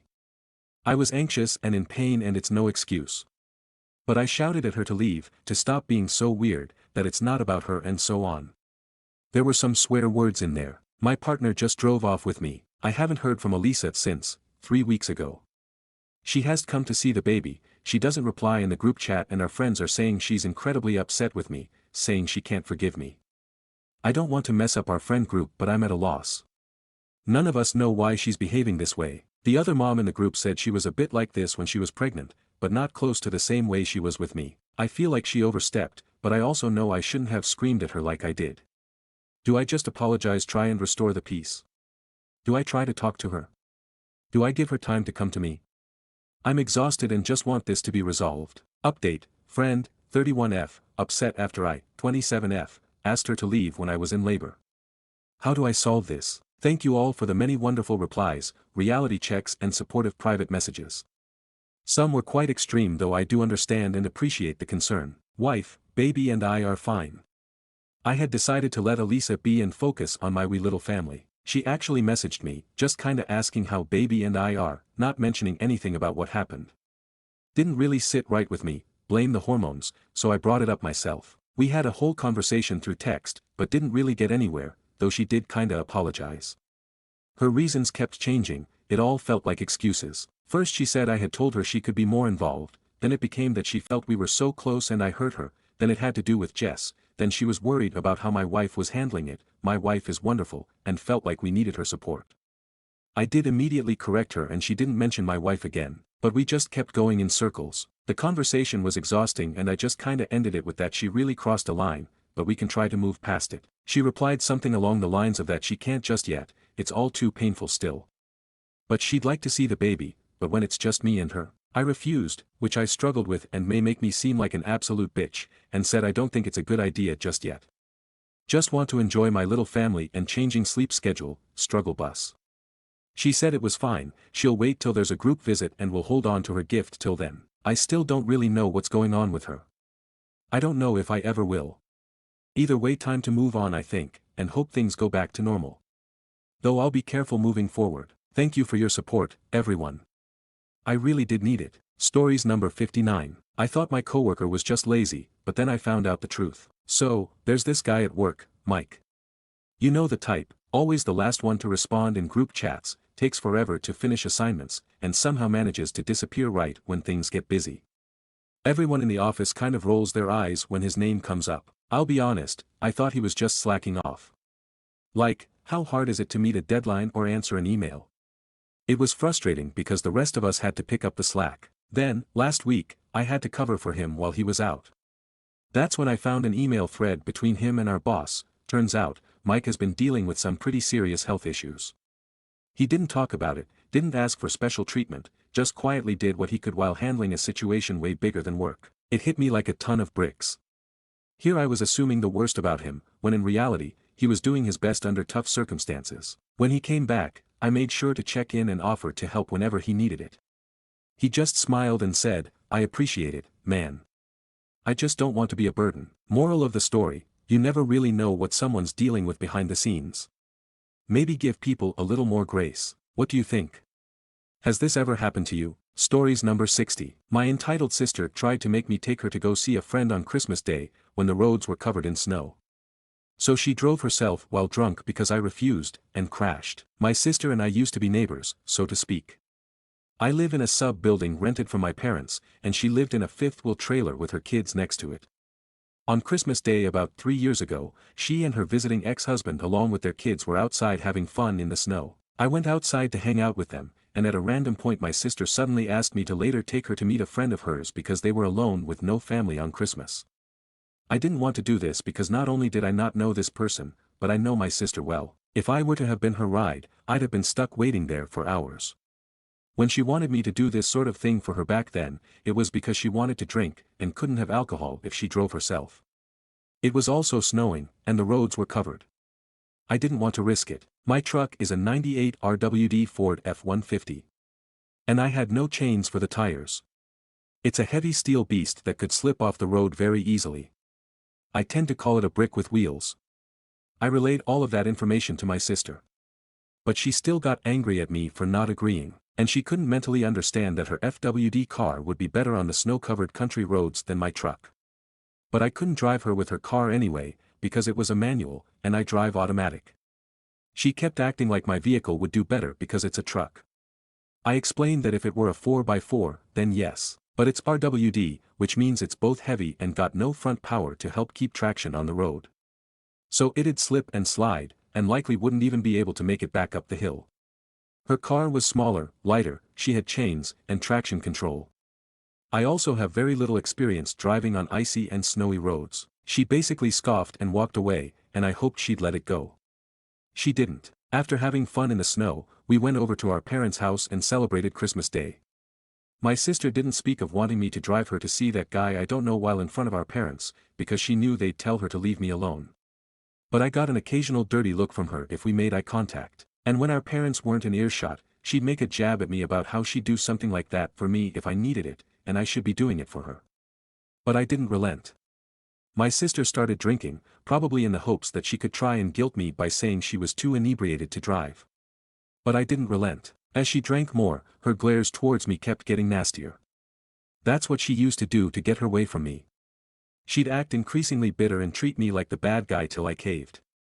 Not that time. Anything related to vehicle danger, I have a pretty shiny spine about. So I just let her glare at me. By the time the party was almost over, she'd obviously realized her spite gambit didn't work. So she hopped her drunk self into her car and took off, even though she was drunk and shouldn't have been driving. She'd gotten a DUI a couple years prior, so she knew better. She just didn't care. Thankfully her ex took their kids to his house for a few days, so I wasn't worried about my nephews. I told my parents what my sister had tried to make me do, and they were pretty angry about it too, and backed me up on my decision to say no. Not only because the roads were treacherous, but because it really wasn't fair to me to keep driving her places just so she could get drunk. If she really had so much pity for this guy to visit him for a couple of hours on Christmas, she could have done it sober. As I said before, I didn't know this guy she wanted to visit, and my sister just wanted an excuse to go drink with a friend. And if I'd taken her, I'd have just been waiting around for her for hours. My sister has no sense of being on someone else's time. Especially when she drank.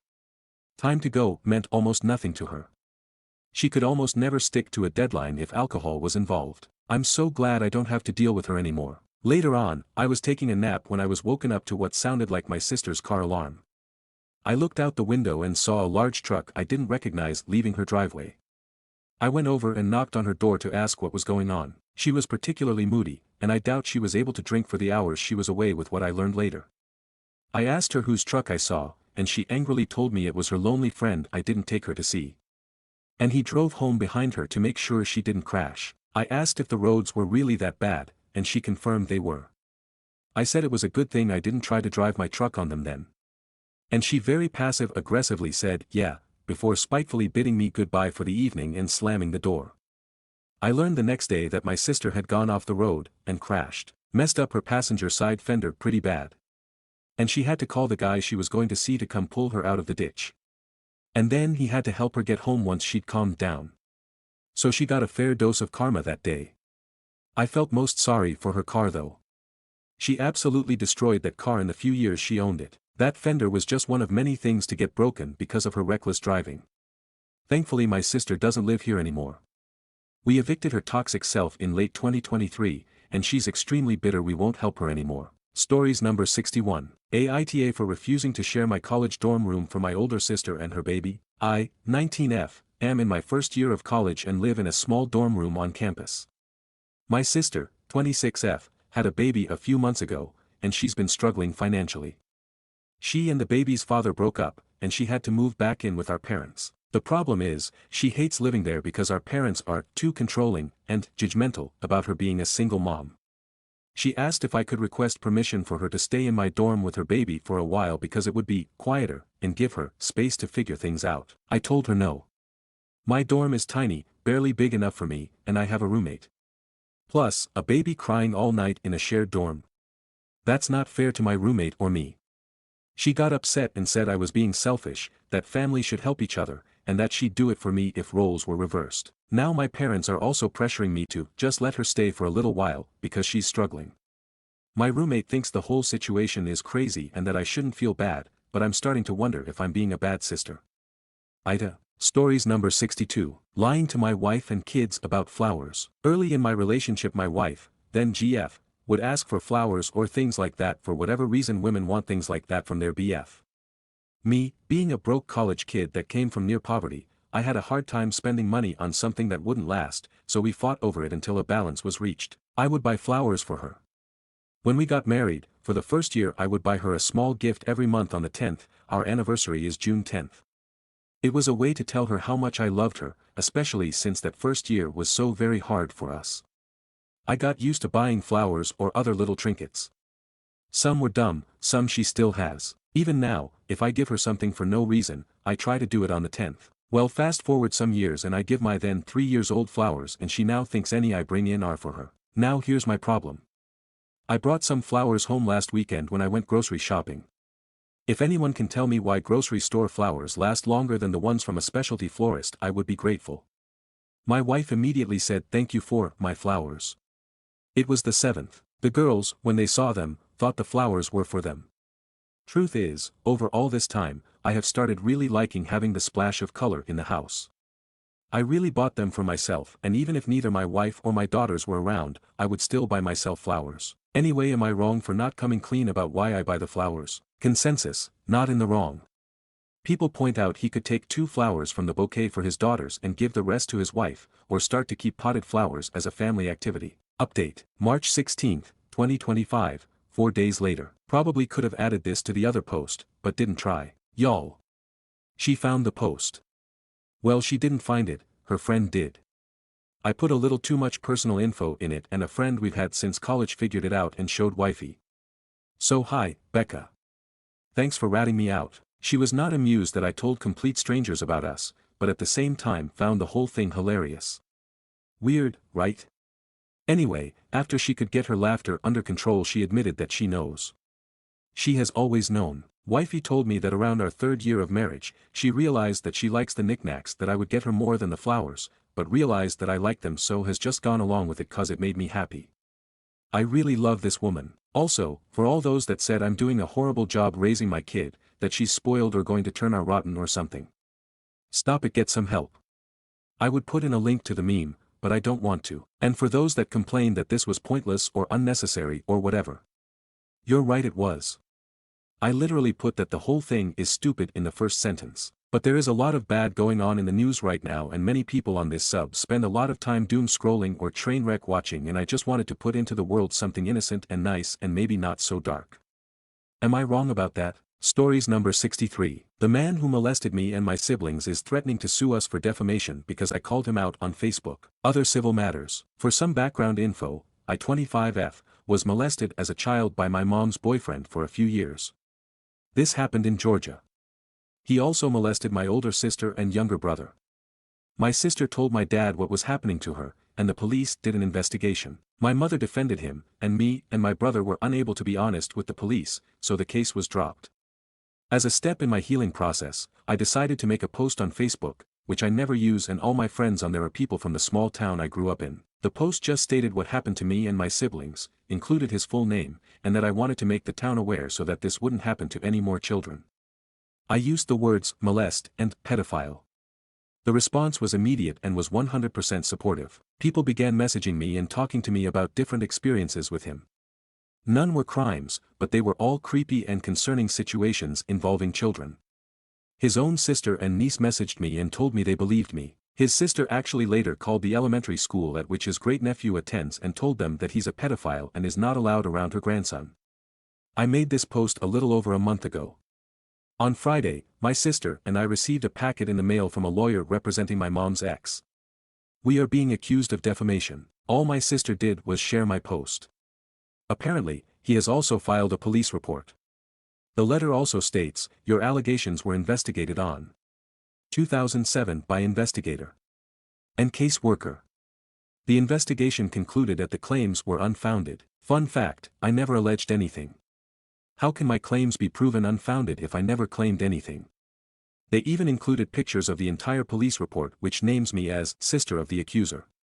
Like, did this lawyer even read it? It says that me and my sister both have to make apology posts on Facebook. The lawyer wrote a hilarious script that he wants us to use. It's insanely long and literally includes, upon further reflection and verification, I have come to realize that my statement was inaccurate and misleading. It's a full retraction and apology of the claims and sounds like it was written by chat. His client also threatens to seek punitive, general and compensatory damages along with attorney fees and costs. If me and my sister want to avoid litigation, we must delete the initial post and make the retraction statement. And we have to send a response in writing by this Friday, March 21st. I'll make something clear. There isn't a singular reality where me or my sister makes that post retracting the allegation. If anything, I want to double down and make a second post. I'm afraid that if I immediately respond via lawyer that it'll scare off his attorney. My ultimate goal here is to countersue him. Me, my sister, and the molester all live in different states. I'm in NC and she's in FL. What should I do next? My brother and sister both confirmed that they would be happy to go on the stand and recount what happened in court. I'm also quite sure that there are many other people who would as well, specifically, his sister and niece who don't let him around his great-nephew, my older cousin who lived with us at the time and confronted the molester when he came over to the house while my mom wasn't home to cuddle with us. My cousin knew nothing at the time but obviously knew that was weird as hell. The confrontation that ensued was apparently very intense. Anyway, I'm a bit overwhelmed and would really love to hear from someone who knows more about this. Edit. Since the post is now locked, I would like to clarify a few things. 1. Of course I'm going to find a lawyer. I felt like that was so obvious that there was no need to add it. 2. The investigation was not a real investigation. There's a specific thread of comments that are very loud and very wrong. I can't reply to y'all directly, so I'll do it here. You assume I'm stupid for assuming I could possibly win the case because these are the same testimonies that weren't found credible on a police investigation, not newly found witnesses or testimonies that were ignored the first time. Every single thing you said is actually 100% wrong. The testimonies of his sister, niece, and my cousin were not a part of the police investigation. They are quite literally newly found witnesses that were ignored the first time. It amazes me the faith that some of you have in the legal system. Do you know how I was involved in the investigation? Some cops came to my house, took me outside, and asked me, when he touches you, is it a good touch or a bad touch? And because I didn't want to get in trouble, I said, in between. And then the police left and never spoke to me again. That's it. 3. When I said I never alleged anything, I felt like it was quite obvious that I was referring to in the past, in reference to the original investigation of my sister's claims. I'm saying the letter from the lawyer specifically says, he was cleared of your allegations in 2007. He was not cleared of my allegations in 2007 because I didn't make any allegations until February 2025, he was cleared of my sister's allegations. Stories number 64. Wife gave me a massage and I cried. Title says most of it. I was sore after a weekend vacation to a theme park, and today during my lunch break my wife started giving me a full body massage. I'd never had one before and it felt equal parts tickling and relieving. When she had me turn over to do my chest, I had my eyes closed and she was just sort of rubbing my chest and shoulders. It brought back sensations of being a little kid and having my mom or dad tickle me on the floor. I couldn't hold back the tears and she noticed. I haven't explained it to her, but I told her thank you and I love her for it. This just happened and she's gone out to get us lunch. Aside from feeling a little embarrassed for crying, I realize how amazing my wife is, and I need to treat her to something special. Not really sure how to explain to her why I cried.